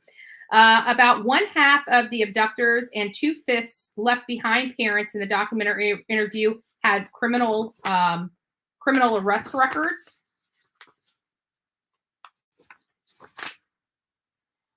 There's another one that says that most of the parents are within their mid-20s or 30s. I must have missed some of this. Yes, here it is. That are in their mid-20s and 30s, almost always carried out the abduction. Both the documentary as well as interview studies found that 1/2 of the abducting parents were poor, unemployed, unskilled, or semi-skilled, and poorly educated. So these are the types of people. This is the profile of and they're Caucasian. The majority of these parental abductors are Caucasian. Were the largest group of the abductors. So as many of you guys know, a lot of our cases that are missing children, the parents are almost defined by this parental abduction. Is it too far of a stretch to think that a profile of somebody that could potentially abduct their own child really be that far-fetched as to somebody that would make their child disappear? It's not. In my opinion, it's not. But I don't have the statistics for that. Or do I? Right? False allegations of child abduction. Right? False allegations of child abductions. What does that mean? Oh, hey, Lucia, nice to see you. Nothing will change in CPS until the federal, gives money. Not linked to incentives, diagnosis, etc. Yes, exactly. And I did find, this was given to me by True Crime with Eve. She sent it to me last night so we could discuss it today online. And there were several things that I found interesting in this case study, which was the victim characteristics, the offender characteristics, as well as the offender criminal history, a victim-offender relationship, the domestic problems, missing child report. Like, this report is pretty extensive, guys. It really is extensive. Let's just read some of it. The victim characteristic, the total number of victims in this sampling was 66. The average age of the victim was 4.5 years of age, so between 4 and 5 years old. The median age was 3.5 years old. Victims' age range from 1 day to 17 years. They were slightly more female victims than males, with 44% males and 56% females. The victims were primarily Caucasian, 70% of those, with an additional 18% African American, 8% Hispanic, and 4% biracial. Victim characteristics are primary importance when evaluating a legitimacy of reporting abductions. Victims of actual non-family abductions are significantly more likely to be women because the motivation is usually SA. The average of non-family child abduction homicide victims is 11 years. The victim characteristics in this study mirror those of the Department of Health and Human Services, which found that children younger than 4 years are at greater risk of severe injury or death by their parents or caregivers. More than half of the victims in this study were 4 years and younger. Offender characteristics. There are 61 primary offenders responsible for the homicides of 66 victims in this study. Offenders were characterized as primary or secondary according to their level of participation in the homicide. Primary offenders were directly responsible for the child's homicide. Secondary offenders assisted in the homicide and or cover-up. Most cases, 75% involved only one offender. There was one case that involved 3 offenders. About half of the primary offenders were men, 51%. The average age of a primary offender study was 29 years old. In contrast, in true non-family abduction homicides, the average age of the offender is 28 years old. Overwhelming men with a motivation that was primarily SA.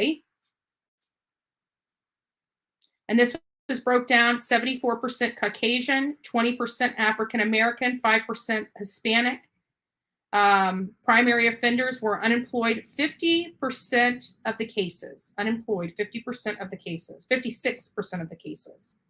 And slightly over half, 53 of those were educated, those whose education was known and graduated from high school.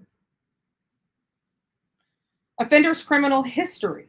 Primary offenders had a documented criminal history, either adult or juvenile, in 57% of the cases. There were adult arrests in 49% of the entire population of offenders. Although their criminal histories were diverse, half of those who had criminal histories were involved in serious offenses, including assaults, SA, domestic violence. 12 had been arrested and or convicted of larceny, theft offenses. 11 had prior alcohol or drug-related convictions. 3 had been arrested for crimes involving some kind of deception, such as bad checks, fraud, impersonation, counterfeiting, and forgery. Why is that important? Look at Don Wells' criminal history. Victim-offender relationship. The majority of offenders in this study were biological parents of the victim. Biological parents of the victim. Missing child report. In 71% of the cases, the victims was reported missing or abducted by a primary offender.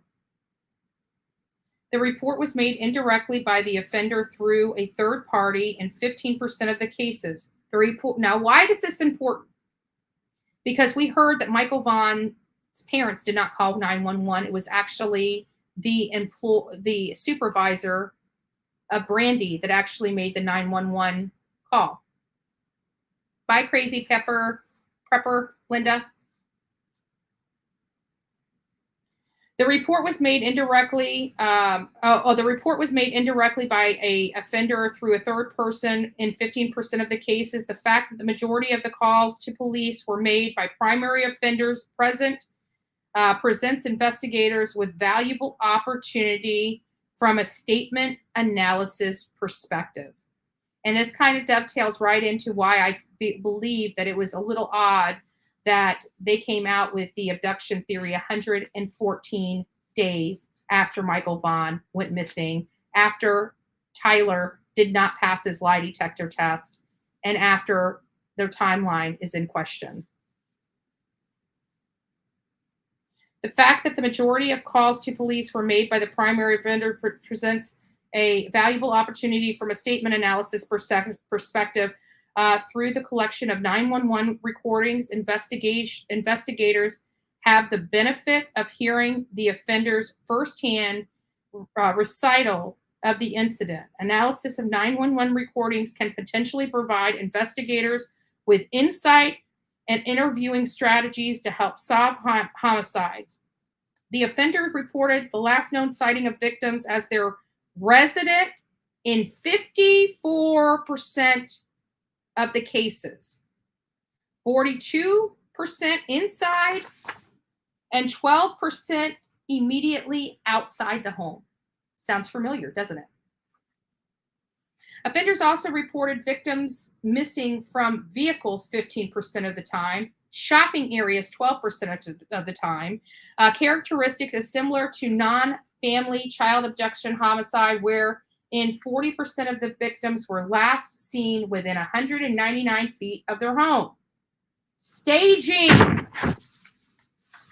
Guys, this report is amazing. And I think I'm going to do a video just on this report.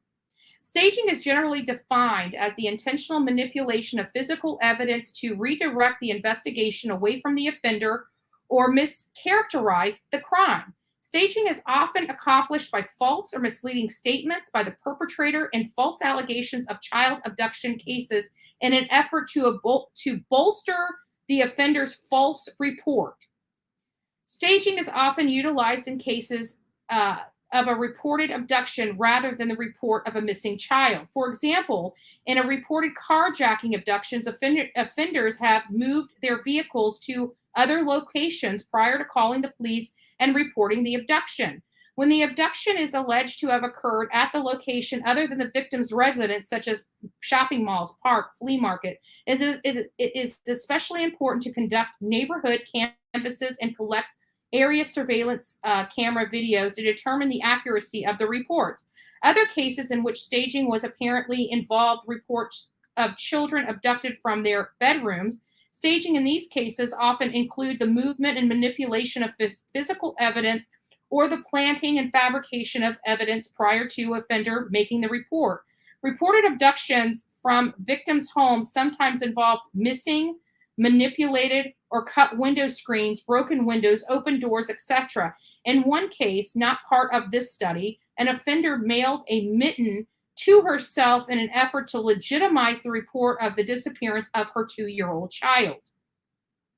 The successful determination as to whether a crime has been staged is dependent on the investigator's ability to recognize and document inconsistencies that center around the victim and the geographic location involved in the crime.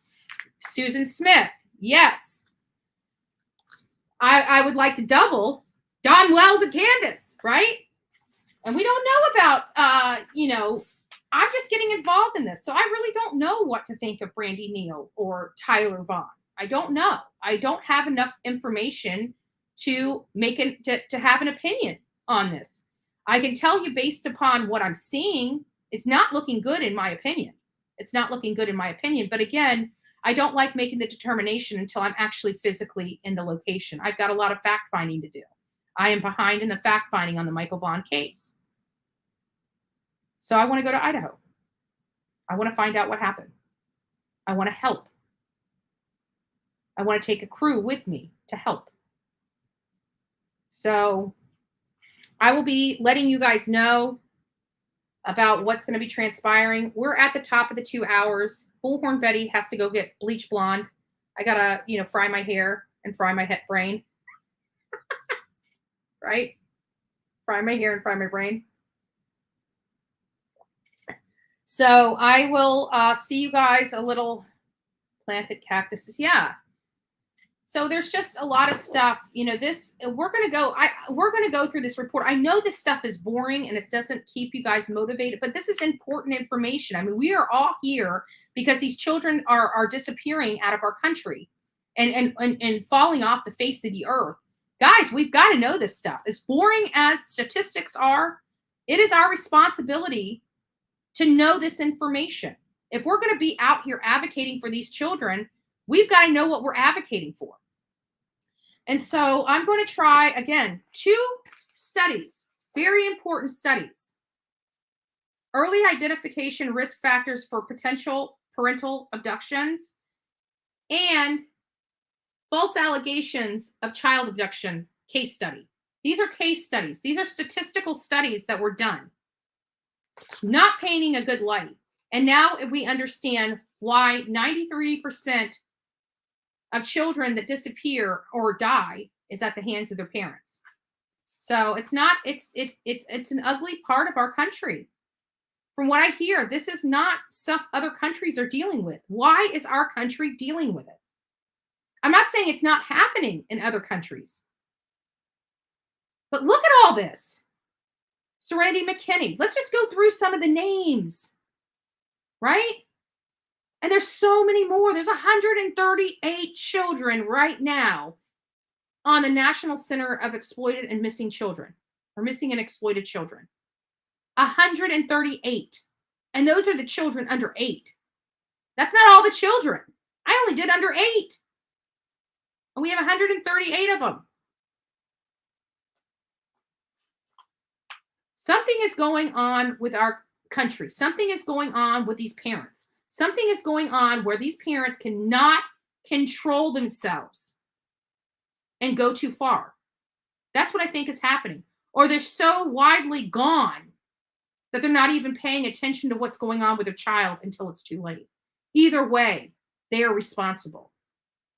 Whether it's intentional or accidental, they need to be held accountable. This idea that all you have to do is go and hide your child to the point where nobody can find that child and you are absolved of all responsibility is ridiculous and disgusting. And for these law enforcement agencies and these prosecutorial agencies that don't file charges for the low-hanging fruit to get these parents off the street, you're doing an injustice. You're doing an injustice. Yeah, I know. I was going to cover that yesterday, but I knew if I went over the details of that case, my stream would have shut down. So there's something going on in this country with our children. There's something going on in this country with our parents because these children aren't being ST'd. These children are dying. And that's the problem I have. Is there ST in this country? Of course there is. But all these children that we're talking about now are most likely dead. They're not alive, living a horrible, miserable, dungeon type of life. They're most likely dead. Do I like saying that? Of course not. It's disgusting. But we can't escape the reality as much as we'd like to try. So I hope that was informative. If it's informative, please like, share, and subscribe. We are going to be digging back into Summer Wells. I had to take a break and step away from her for a little bit. But we do have some new information that is coming out. And, oh, that's all right. Is it Aislinn? Aislinn? Nice to see you. I love seeing new names in here. It's nice to see you guys. It's nice to see every one of you. But, these risk factors, this is statistics. We can't get away from statistics. We can't get away from the past behavior, which dictates the future. And this is the CAD, Victoria Martins. Yes. Yes, April. I touched on her yesterday and, brought up her photo, but I couldn't even read the article. The article would have killed my channel. That killed that segment. It was so disgusting what a mother can do to a child. So disgusting. So, oh, Eve is here. Oh my God, Eve, I just got wrapped up. All right, so give me just a second. I'm going to use the little girl's room and I will be right back here and then we'll bring Eve up. Eve, if you want to come back up. I just read the case study. At least the stuff that I thought, but you know what, we'll open it up and we'll have a conversation about it. Guys, again, if you're just tuning in, it is the 1-year milestone for Michael Monkey Vaughan, and he has been gone and disappeared for a year as of today. So it's a very sad day for us. Give me just a moment. I will be right back. I'll play a little music for you guys so you guys aren't bored, but just sit tight. I know you told your friend you're not okay, and tell me what's wrong and why you never said you felt that way. And guess you're trying to stay strong and fake a smile until I look away. But I've known you too long, it hurts to watch your blue eyes fade to gray as you fade away.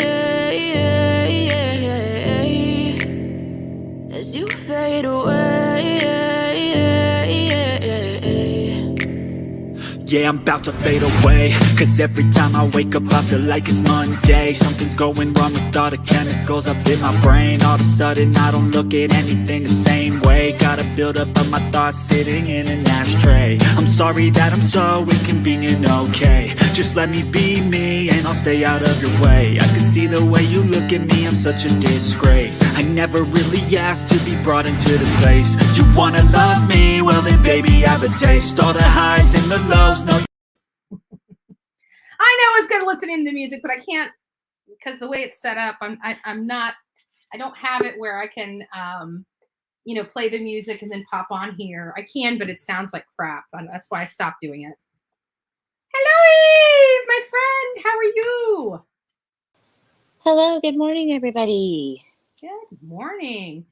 Not such a great day. This is the 1 year milestone marker of Michael Vaughan. He's been gone as of today for 1 year.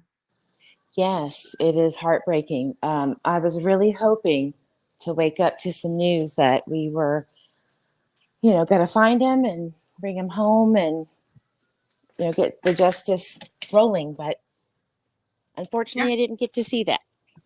Gotcha. Yeah. It's a little cray-cray. So, I did go over some of the highlights, and I actually went over because I talked to you about my speculation. I just ran the numbers. I just ran the calculations. Here, let me just pop this up here. It was 114 days from the time Michael disappeared to the time of the first report of this possibly being an abduction. And, I find that odd. I just don't think, and I'm not going to go into it because, that's just my personal theory. It's odd. But Right. 114 days, that's what it was. 114 days before the abduction theory was introduced by law enforcement. Yeah, that's a long time, guys. It's a long time. So 3 months and 22 days. That's like they have like a whole entire like boxes and boxes of files at this point. 3 months in. I would hope so. I would hope so if they have 1,000+ leads, 27 search warrants, thousands and thousands of acres of searches with drones and on the ground and ATVs and dogs, and it's very like I said before, there's a new pandemic with children going missing, and there's no timeline leading up to the disappearance, which is the biggest issue. Summer Wells, Harmony, all of them. Mm-hmm. And we need to figure out how sneaky someone has to be to not know a 2+ hour window of time until a year later it goes and shrinks down to 20 minutes of a possible abduction. I'm still a little questioning that because it doesn't make sense, especially Kira not seeing that child the whole time she was there. No screaming, no laughing, no jumping around, no being a monkey inside the home, nothing. Right. And here's the thing, from 6:40 to 7 o'clock, they're saying that that was the potential of an abduction. But Kira was leaving before 7 o'clock to go to a friend's house, and she didn't see him. There was a birthday party. The next door neighbor allegedly saw him. That's just from Brandy. And they didn't see anything. Somebody said Brandy said one of the other neighbors walked him around his mailbox into the house. There's no CCTV footage.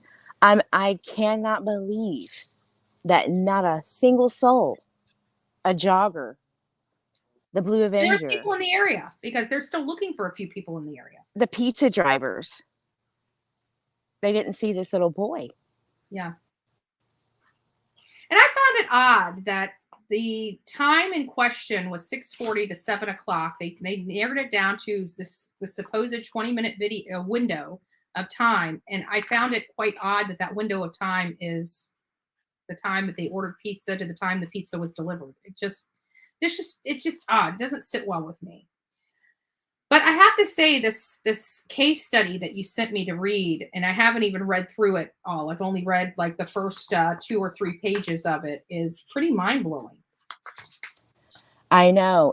This is the only case study that I have found that covers false reported alleged abductions, because it's such a rarity in itself, just as rare as a stranger abduction is. And so I think it was 61 cases involving 66 victims, which is children. And then all under the age of 5. Average age is 5 that this happens to them, where they're falsely reported and were murdered. Whether that be a domestic violence gone overboard, whether that be not being wanted because there were other situations or relationships and they were getting in the way of it. It's mind-blowing. Yeah. And I found it very interesting. I just read the characteristics and the section here related to staging, the staging aspect, covering the cover-up aspect of it, throwing the investigation off. That was pretty interesting. Yeah, one parent had mailed themselves a mitten, I believe, to make it seem like there was some ransom for the child, and somebody really had them, and it was not what happened. And there's another highlighted portion here that I didn't read to the audience that I'm just now coming across as I'm flipping through it while you're on here. And one is, body disposal, a significant characteristic of false allegations of abduction in this time and effort spent by some offenders in disposing of the victim's body. Recognize that the investigators must first focus on the family members and caregivers of the missing child investigation, and that the investigation will involve extensive search of the area in and around the victim's home. Offenders often go to great lengths to ensure that their victims are not found. Yes. When you read this case study and go over it, you know who the first person or child that I thought of outside of Summer Wells? Because, man, when you read this, you just think, oh my God, this is Summer Wells. Hands down, 100%. Yeah. And the parents' background is what really gets me. It talks about they usually have a background of theft, larceny, forgery, drugs, forgery. Yep. Do we know people like that? Yeah, I can name them off. Serenity McKinney, Harmony Montgomery, Oakley Carson, Summer Wells. Yes. And there are many more. The number one reason for the mothers are the main percentage of culprits. And it's sexual relationships is what gets in the way. Yeah. For the mothers. They Or they're want the kids unwanted. out of the way because their significant other doesn't want children. And another thing that it says in that case study is about bedwetting issues. There was a direct correlation between the DV percentage, the domestic violence that caused traumatic injury to cause death. Bedwetting was a huge factor in that, because potty training, at 5 years old, some kids aren't fully potty trained yet. There's going to be accidents over time. Yeah. And usually that's because, in another study, traumatic households cause these children to be so scared that they wet themselves when things are heightened. AJ Friend, perfect example of that. He literally died because he tried to hide his soiled underwear, and she beat him with the curtain rod and stuck him in the cold shower, and he didn't survive. Okay. 73% of the cases that were clear indicators of offenders were familiar with body disposal. 73% of the cases, there were clear indicators that the offenders were familiar with the body disposal location, body disposal site, where the routine activity zone of the offenders or were in areas visited, otherwise known to the offender. The distance between the reported abduction site and the recovery site is typically less than 1 mile. Yes, 1 mile, and they're usually, slightly covered in a shallow grave. Mm-hmm. And here's another one, the crime scene searches. In 75% of the cases, the homicide location and reported abduction location were within a mile of each other. Extensive searches focus within the mile of reported abduction site in tandem with examination of the victim's family background, interpersonal dynamic, and substantially improves the odds of solving the case. And this is important not just for Michael Vaughan's case, but also Summer Wells' case, because the additional searches, remember the 3 searches in and around that March area, like the end of February, March area, they were doing, and we kept saying they were searching awfully close to the Wells family home. And this is very telling, in my opinion, as to the direction that law enforcement is going just based upon the locations that they're searching. Yeah. So the CARD team who handles, these child abductions, they know that the statistics are that. From that study right there, they got that information. So what they do is they search within 2 miles of the home. And I think that some parents who may be complicit, or whoever it may be, they know this by now. They're getting smarter. So we need to either extend that to 4 miles or 5 miles, because I'm noticing that in the last 5 years of child murders by parents, they're going away, or they're holding the child somewhere very secret that can't be discovered, and then far away, hundreds of miles away. So they're catching on, I guess, to the statistics of what FBI does. Yeah. And this case study, guys, is from 2011, but it is very pertinent. And I really hope that they do an updated one, because there have been more of these.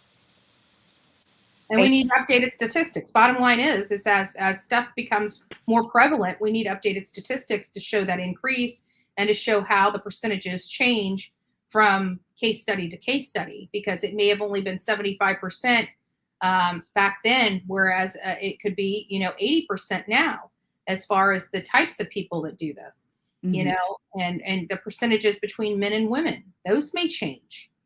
Right. Here's another one, the family background. As referenced in the report, offenders who kill children in their care reported them missing often have history of relationship problems, financial hardship, physical and or emotional detachment from the victims, other pre-incident stressors. Interviews of relatives, neighbors, acquaintances, and former inmate partners can provide investigators with valuable insight with regards to potential stressors and victims' family dynamics. A thorough developed victimology. We always hear that in there, the victimology. We hear Chris McDonough state that quite often, the victimology. And it says here that through the developed victimology is extremely beneficial in assessing the victim's lifestyle and narrowing down the possible reasons for his or her disappearance. Yeah. This was really a good, just a very thorough report. It's one of the most astonishing case studies I've ever found from the DOJ's library. It took me months to find this thing. I don't know why, but the woman who wrote this, she's done a lot of forensic journals on stuff like homicides and things like that. But this was the first time she did something on children regarding false abductions. Blew my mind. There was one section about polygraphs. Did you read that part yet? No, I haven't. I have only gone through just a few, like the first paragraph of each of these little, the sections, the highlighted sections, like the family background, like all the, I don't know what they're called, like the subjects of what they're. Yeah, I've gone through those and just read like the first paragraph. I haven't really read this because I got it so late. I didn't even touch this until this morning, and I'm like, I'm talking about this. I need to read it. And there's so a lot. Well, there's a lot. It's a Yeah. lot. So what I remember, there is a section that's just polygraphs. Uh-huh. And it states that of the ones who took them, which I believe is 70, either 72 or 75%, 88% of those failed their polygraphs. And where have we heard that at? We've heard that in John Wells, Candace Wells, and Tyler. They've all failed polygraphs. Now Don is trying to say, oh, well, we didn't really fail it. I just fell asleep during it. It's like, you're missing a child. How do you fall asleep during a polygraph with a missing child? And, we watched, like I watched many First 48s, many forensic files, and there's a telltale sign of people falling asleep that have committed some heinous crimes. And they lay down on the floor and don't want to be questioned because they're tired. We hear that all the time. I need to get those clips and make a video so we can drive that home. Like, you just don't fall asleep typically when something happens. I mean, we just watched that John Ramsey talk about not sleeping for days after his child was killed, not sleeping for days. Now, when you have a child, when do you sleep? You can't sleep. Your mind races. How does this man shut his mind down in the middle of a polygraph test to go to sleep? It's beyond me. It really is. I mean, it's an investigative tool, right? We know it's admissible in court. But typically when they fail their polygraphs, the majority of those that did finally fessed up. And the ones that didn't, the investigators were smart enough to convince them to then confess. Mm-hmm. I think maybe 4% were the only ones that just went, I'm not saying anything. Mm-hmm. And those were very extreme cases. So the majority of them finally came out with it. Yeah. And I think that's what happened in Serenity McKinney's case, because it was awfully funny. After they charged the parents, they went ahead and charged them in absentia. And it was like, less than a week later, they found Serenity. And I think somebody broke down and told them. Right. This case study kind of shows you the process of what happens during these false alleged abductions that were reported. Mm-hmm. And what I'm seeing is the pattern is, no matter how long it takes to find the child, it typically happens within a mile or 2 miles from the home. And the polygraphs being strategically timed in different spaces. So let's just say the first 2 months you get a polygraph, and then they'll wait 8 months to do a polygraph when they get more information. Mm-hmm. That usually is the kicker to then start the process of finding that child. Mm-hmm. Or getting the right person to tell some information. Right. And we're seeing that in Michael's case. So it gives me hope that there is something on the way. Yeah. I think there is, because again, I didn't do the time. I was just, thinking. I was redoing a lot of research on Michael Vaughan because I knew he was coming up to his 1 year milestone. I would have loved to have been in Idaho for a candlelight vigil for him. Hopefully in a few weeks, we will all be out there. We'll see how that all works out. But the conclusion, I wanted to read this for the folks. The key findings in this study were that most of the victims were under the age of 5, and the cause of death is primarily blunt force trauma and or asphyxiation. Most of the homicides were committed by biological parents. The offenders most often occurred in the victims' homes. More than 2/3 of the victims were killed inside or around their residence, while their bodies were primarily disposed outside in a concealed manner. The offending party was most often the reporting party, and there were pre-incident stressors and or offender/victim attachment issues leading up to the child's homicide. Factors that appear to hold the most potential to differentiate false allegations from true child abduction included the following: the age of the victim, the prior criminal activity of the victim's parents and caregivers, periods of prolonged separation between the victim and parent caregivers, an unstable family structure, and or resource deprived, stressful domestic environment. However, it is noted that the information on the above factors for true child and victim's age and criminal activity is not readily available. Therefore, additional research is necessary to develop and redefine the potential predictive models. We do have the abduction, we do have studies on abductions, just to let people know. Just for the purposes of this study, they did not look into it. From an investigative perspective, fully explored family's background, focused forensic searches of the family's residence, and well-executed offender interviews were especially helpful, as were polygraph examinations. The FBI is a valuable resource for investigation, providing subject matter expertise in all aspects of missing, abducted child investigations.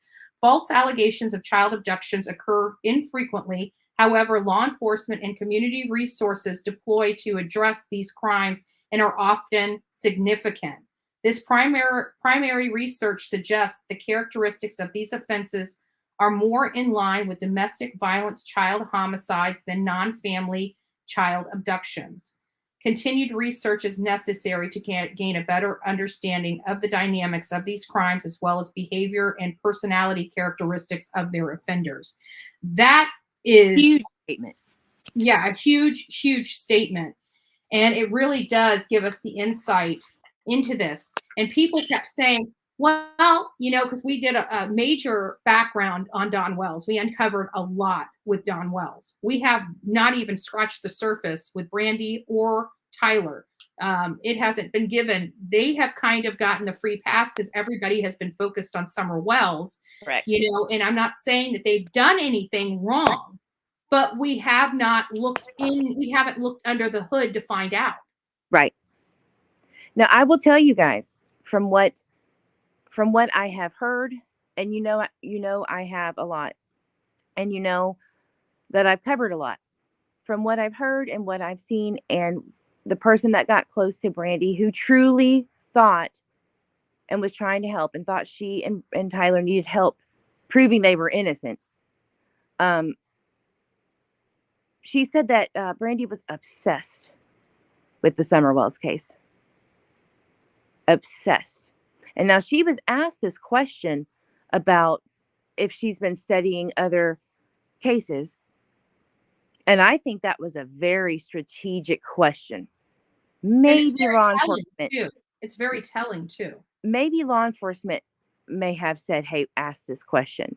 Mm-hmm. And that's just speculation on my part. But it was very telling to me because she was vague about that and she just wanted to help. But I mean, I can't tell you how many times I've heard Candace's name. Mm-hmm. Not only in these recordings, but on panels that she goes to this day. And she's actually saying, hey, reach out. Be an advocate for, your daughter. Right. No, be an advocate for your own. Yeah. Because that's who Michael needs, your full front attention. And it makes me wonder because, a lot of people were comparing, and I was one of them. I compared the actions of Brandy Neal to those of Candace Bly, aka Candace Wells. Mm-hmm. And, a lot of us had made that leap without even looking into this case. But when I'm looking into this case, there's some notable things that I'm seeing. And not that, at this point, do I think Brandy had any involvement because she was at work, according to all the information we have gotten. Now, that doesn't necessarily mean that that's a true hardcore fact. That's just what we've learned. That's what's been told to us. And if she was at work at the time he disappeared, she would not have any involvement unless it was an after the fact type of involvement.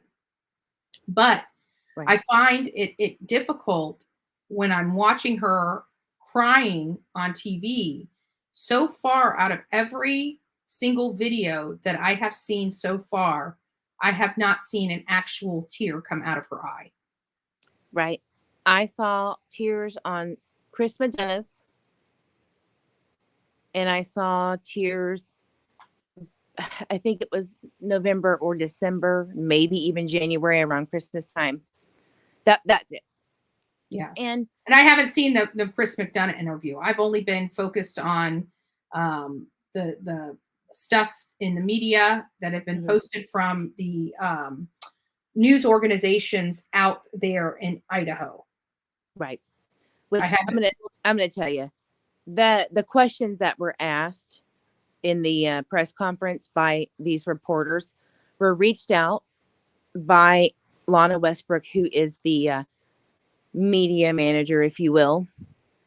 And that was very telling. I mean, this woman stated to the drone operator that got his drone shot down by a citizen, she said that she would have done it too. So she's advocating for a missing boy, but would advocate for shooting down a drone that's looking for a missing boy? Yeah. Yeah. And here's the thing. I don't really care about the drama. This is a missing boys case. And all she is doing is trying to direct the narrative. And I want to ask her, are you hiding something and are you complicit in something? Because you're acting like a defensive criminal when you tell people, yeah, I would shoot down a drone too. That's a felony in Idaho. He was operating under law enforcement procedure. I hope the person that shot it down was arrested or charged. No, nothing. He can't even get a case number from the prosecutor's office, and that makes me feel like maybe it's evidence.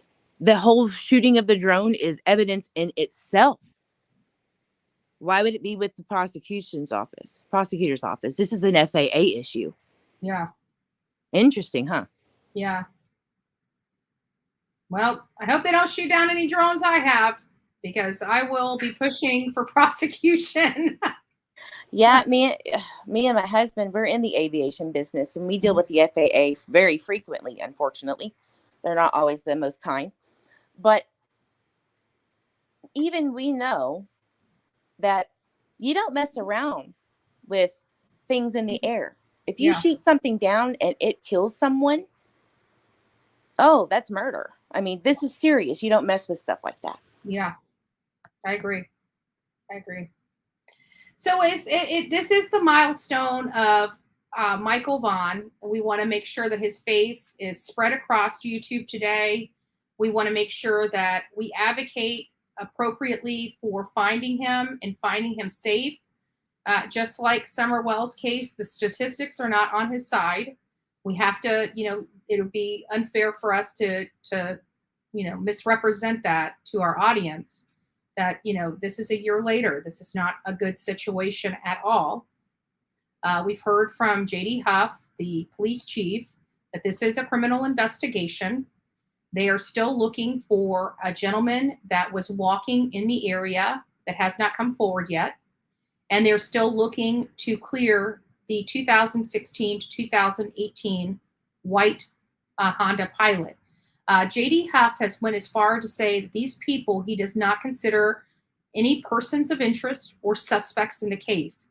He actually believes that they may be witnesses or have some information related to this case about what they may have saw the day that they were out. So if you guys know of anybody that's in the Fruitville or Fruitland area in Idaho that drives a 2016 to a 2018 Honda Pilot, please have them reach out to law enforcement. Maybe it was somebody that forgot that they were out that day. I think we discussed that yesterday. Is there any other things that you think is pertinent that we should know about? Well, actually, the thing about the Honda Pilot is you can research the neighborhood and see, if they are registered to own a vehicle on some reports. And there has been a few, I think 2 in the neighborhood. I'm pretty sure they know exactly who it is. These people are they're elderly. Mm-hmm. They probably just don't remember what damn vehicle they drove because they have multiple. That's what I feel. Yeah. Now, that doesn't Or mean that when it came into light, it was months later. Like if you were to ask me what I was doing on May 15th, I wasn't even putting what I was doing in my calendar. Like I have no reference point. Right. I mean, don't ask me what I had planned last week on a Tuesday at 6. I will really have to dig into that. Right. And I drive multiple cars too, so shit, I have to look at the ring camera because I couldn't remember. Right. And maybe they just simply could not remember if they drove the day of Michael's disappearance. Mm-hmm. But the problem with that, and this is why I think the Honda Pilot really isn't that big of an issue. But please report if you remember seeing this driver. The thing is he said it's more than likely a residence of the community. Yeah. Right. The 2 photos that they released of this Honda, there was 2. One was strategically released without putting it on the Facebook Fruitland PD page. It was leaked to media, and they put it out, and it was very vague. But I noticed that one of the photos was going away from Southwest 8th to Whitley, and the other photo was South Whitley coming up to Southwest 8th. So they were going to meet, if that makes sense. Yeah. So that just tells me they went somewhere and they came back. Yeah. You know? Right. So that's why they probably believe it was somebody local because they were there. And even if this was an abduction, and that's another thing that we want to look at, because there's two theories on the table right now. Foul means and an abduction, which is another form of foul means, no doubt. But if we were to look at both of these, we needed to define how this would have, if it was an abduction, we need to show how it would have happened. If they're like for Summer Wells, it was easy because there was no possibility of it happening. People want to allege that there was a possibility, but when you go out there and look at it, I don't care what anybody says. There's no possibility. When you look at that mountain and see all the foliage, you know that there's only one way up and one way down, and that's through the driveway. Exactly. And the next thing that I want to kind of hone in on is the person who was walking. Here's my thing. Why are you walking in 100+ degree weather that day? It was like 3 weeks or a month of just 100+ degree weather in Idaho, which is like a broken record. Mm-hmm. So why are you walking there? I know of people that exercise, and they exercise rain or shine. They exercise in heat or cold. They exercise every single day. I'm curious as to whether, we're looking at one specific day. Was that man ever seen on the cameras days before, weeks before, months before, doing the same exact thing? If they did, then that would eliminate him naturally. Right. As a person that's always in that area doing the same thing. Well, they were just vague about the time. They said around the time of Michael's disappearance. And I'm sure that's to protect the integrity of the investigation, just in case he is a suspect at one time in the future. Yeah. But it makes me think after a year, nobody's seen him and nobody can give any insight on that. Is he able to come forward? Meaning, is he incarcerated? Is he dead? Hiding? What we're not even talking about on here, which is, was there an Airbnb or a few Airbnbs in that area where people were there just for a few days and went back home? Interesting that you said that. I'm going to be doing a video on that theory right there. It's not Airbnb, but it's let's just say a group family visiting very close. Yeah. To their home. So yes. Well, thank you, Revival. Thank you so much for your super sticker. Yeah. So, but we're not looking at that aspect of it. There are Airbnbs are, there's national corporations that own Airbnbs literally in every small city and country across the USA. Blackstone's one of them. And, it's a business. Absolutely. And here's the most positive thing about the parents.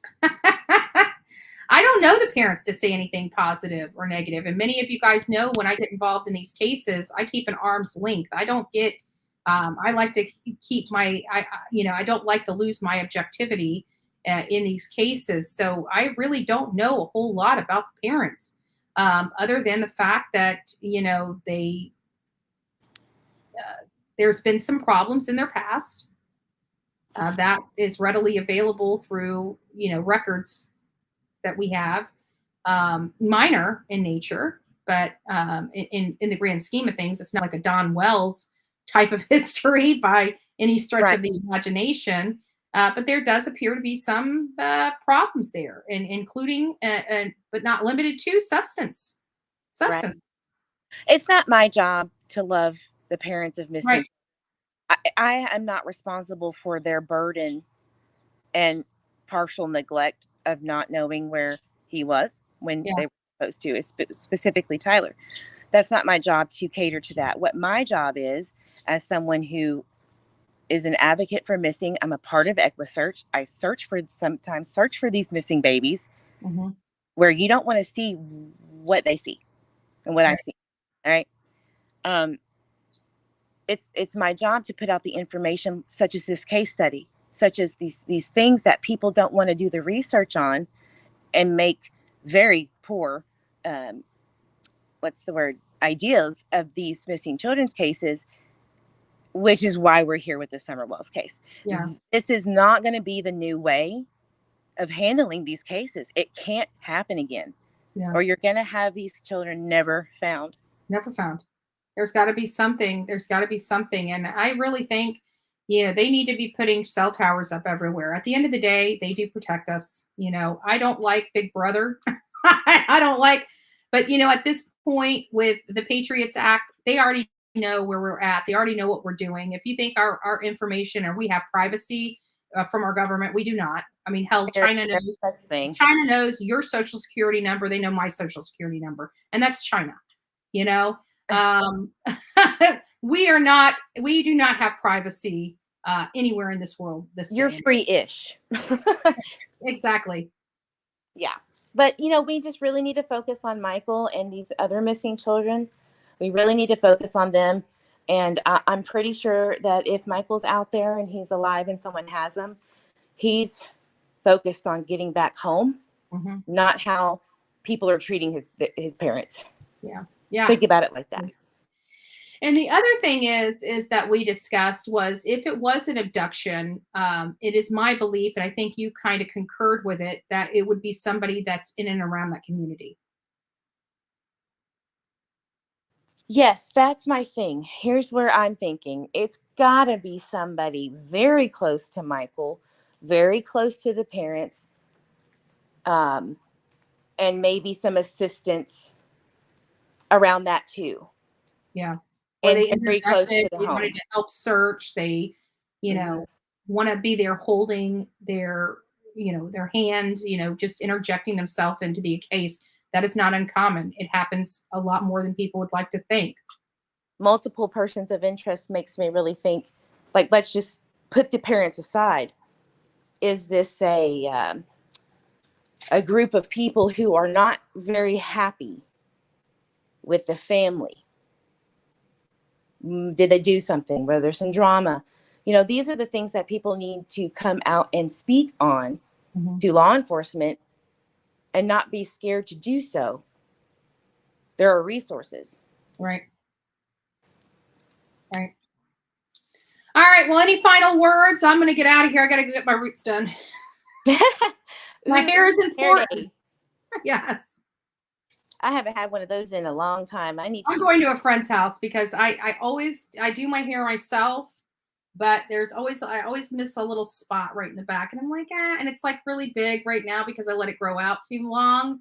And so I'm like, I really need to have somebody help me. So I'm going to go over to her house. The grandkids need their hair cut. Her neighbor's coming over to do everybody. So I figured. Well, awesome. Yeah. I used to bleach my hair.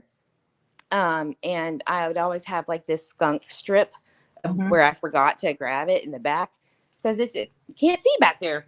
Can't see. It's hard. I fried my hair trying to make sure that it was all done. So I'm like, I'm not doing that again. Exactly. Well, guys, thank you for having me. Yes. And let's, for all the other creators that are watching this, as well as Eve, I know Eve's going to be on this because you've been covering this case probably the most thoroughly that I think anybody has, and done with, you're looking at all sides, but you're also painting a picture that I think needs to be painted. And she's not interjecting her own opinion. She's actually utilizing a lot of the statements made, and exposing those statements. Right. I could make a billion clips all day about speculation. I'm going with what's been said from the horse's mouth and what we know. So, yeah. Well, we justice for appreciate Monkey. we appreciate all your work. If you guys have not signed up for True Crime with Eve, please do so. One of my mods, can you post her link into the chat, please? Yes. And but thank you for everything. You've been so kind to me. You were such a blessing and a help for the Summer Wells Candlelight Vigil. And, I really hope that we can get something pulled together and be able to collaborate on this out there in the field, because I think it's needed at this point. Yes, we need to be in Idaho yesterday. Yeah. And that's the sentiments I'm getting as well. And that's what Dolly said, we need to be there. But I've got, the Mississippi stuff that's going to take me for a couple days. And then we're going to Osceola County this weekend to cover another case that we've already previously covered. And hopefully we'll get out to Idaho soon. I'll be there with you. All right, Love Bug. I'll talk to you later. Thanks so much. Have a good day. Bye. You too. Bye-bye. So just a horrible, a horrible story. It's just, again, it's sad. It's sad. But we have to focus on Michael Vaughan too. Michael Vaughan is a little boy that is missing, and he's been missing for a year. While Summer has captivated our lives and our hearts, Michael has too. So let's not forget about Michael today. Let's have a moment of silence, do an act of kindness to a perfect stranger in honor of Michael Vaughan today. God bless each and every one of you. We are going to continue. God bless Michael's family on this difficult day. Absolutely. Absolutely. Revival. We want to keep the family and the friends of Michael Vaughan in our thoughts and memories today, as this has got to be one of the most difficult days for many people. We only get to cover the story. We feel for the family, but we are not feeling what they're feeling. So let's be kind to people today in Michael's honor. And guys, go have an amazing Wednesday. It's hump day. We're sliding into the weekend. And we're going to continue to advocate for him, as well as all missing children in America today. It's justice for Michael. And that's that. This report, I'll try to get this out. I'll get it scanned in. I don't have time right now, but I'll try to get this case study up and for everybody to review. But it's very telling, and quite honestly, it's very scary to read. It's heartbreaking. It's heartbreaking. Thank God none of us are dealing with this. Some of us have dealt with this. Some of us have dealt with this that are in this chat. The loss of a child. I have not. Thank God. Right? Many of you guys have not. Thank God. But there are people that have. And again, this case study was just eye-opening, to say the least. Well, with that, guys, I love you. Thank you for spending 3 hours with me today. And I will see you back here tomorrow morning. Hopefully I'll look a lot better. I didn't want to do too much because I knew I was getting my hair done today. So I just kind of let it go. So I love you guys. I love you guys. Thanks for spending your time with me. Thanks for continuing to spend your time with me. If you guys are not getting the notifications, please don't forget to like, share, and subscribe, and make sure your notification bell is set to all. God bless you, and don't forget to be fearless.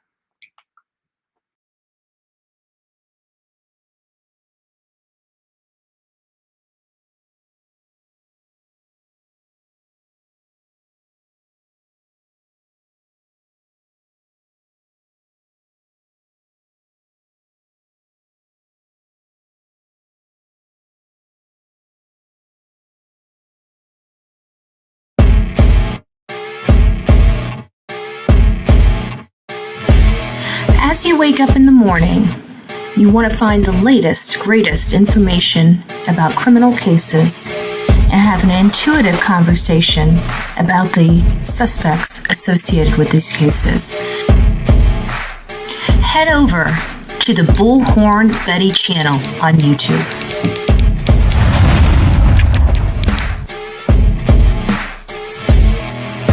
Get breaking news right here on the Bullhorn Betty channel. Welcome to the Bullhorn Betty Coffee Club. Enjoy your stay and enjoy your day.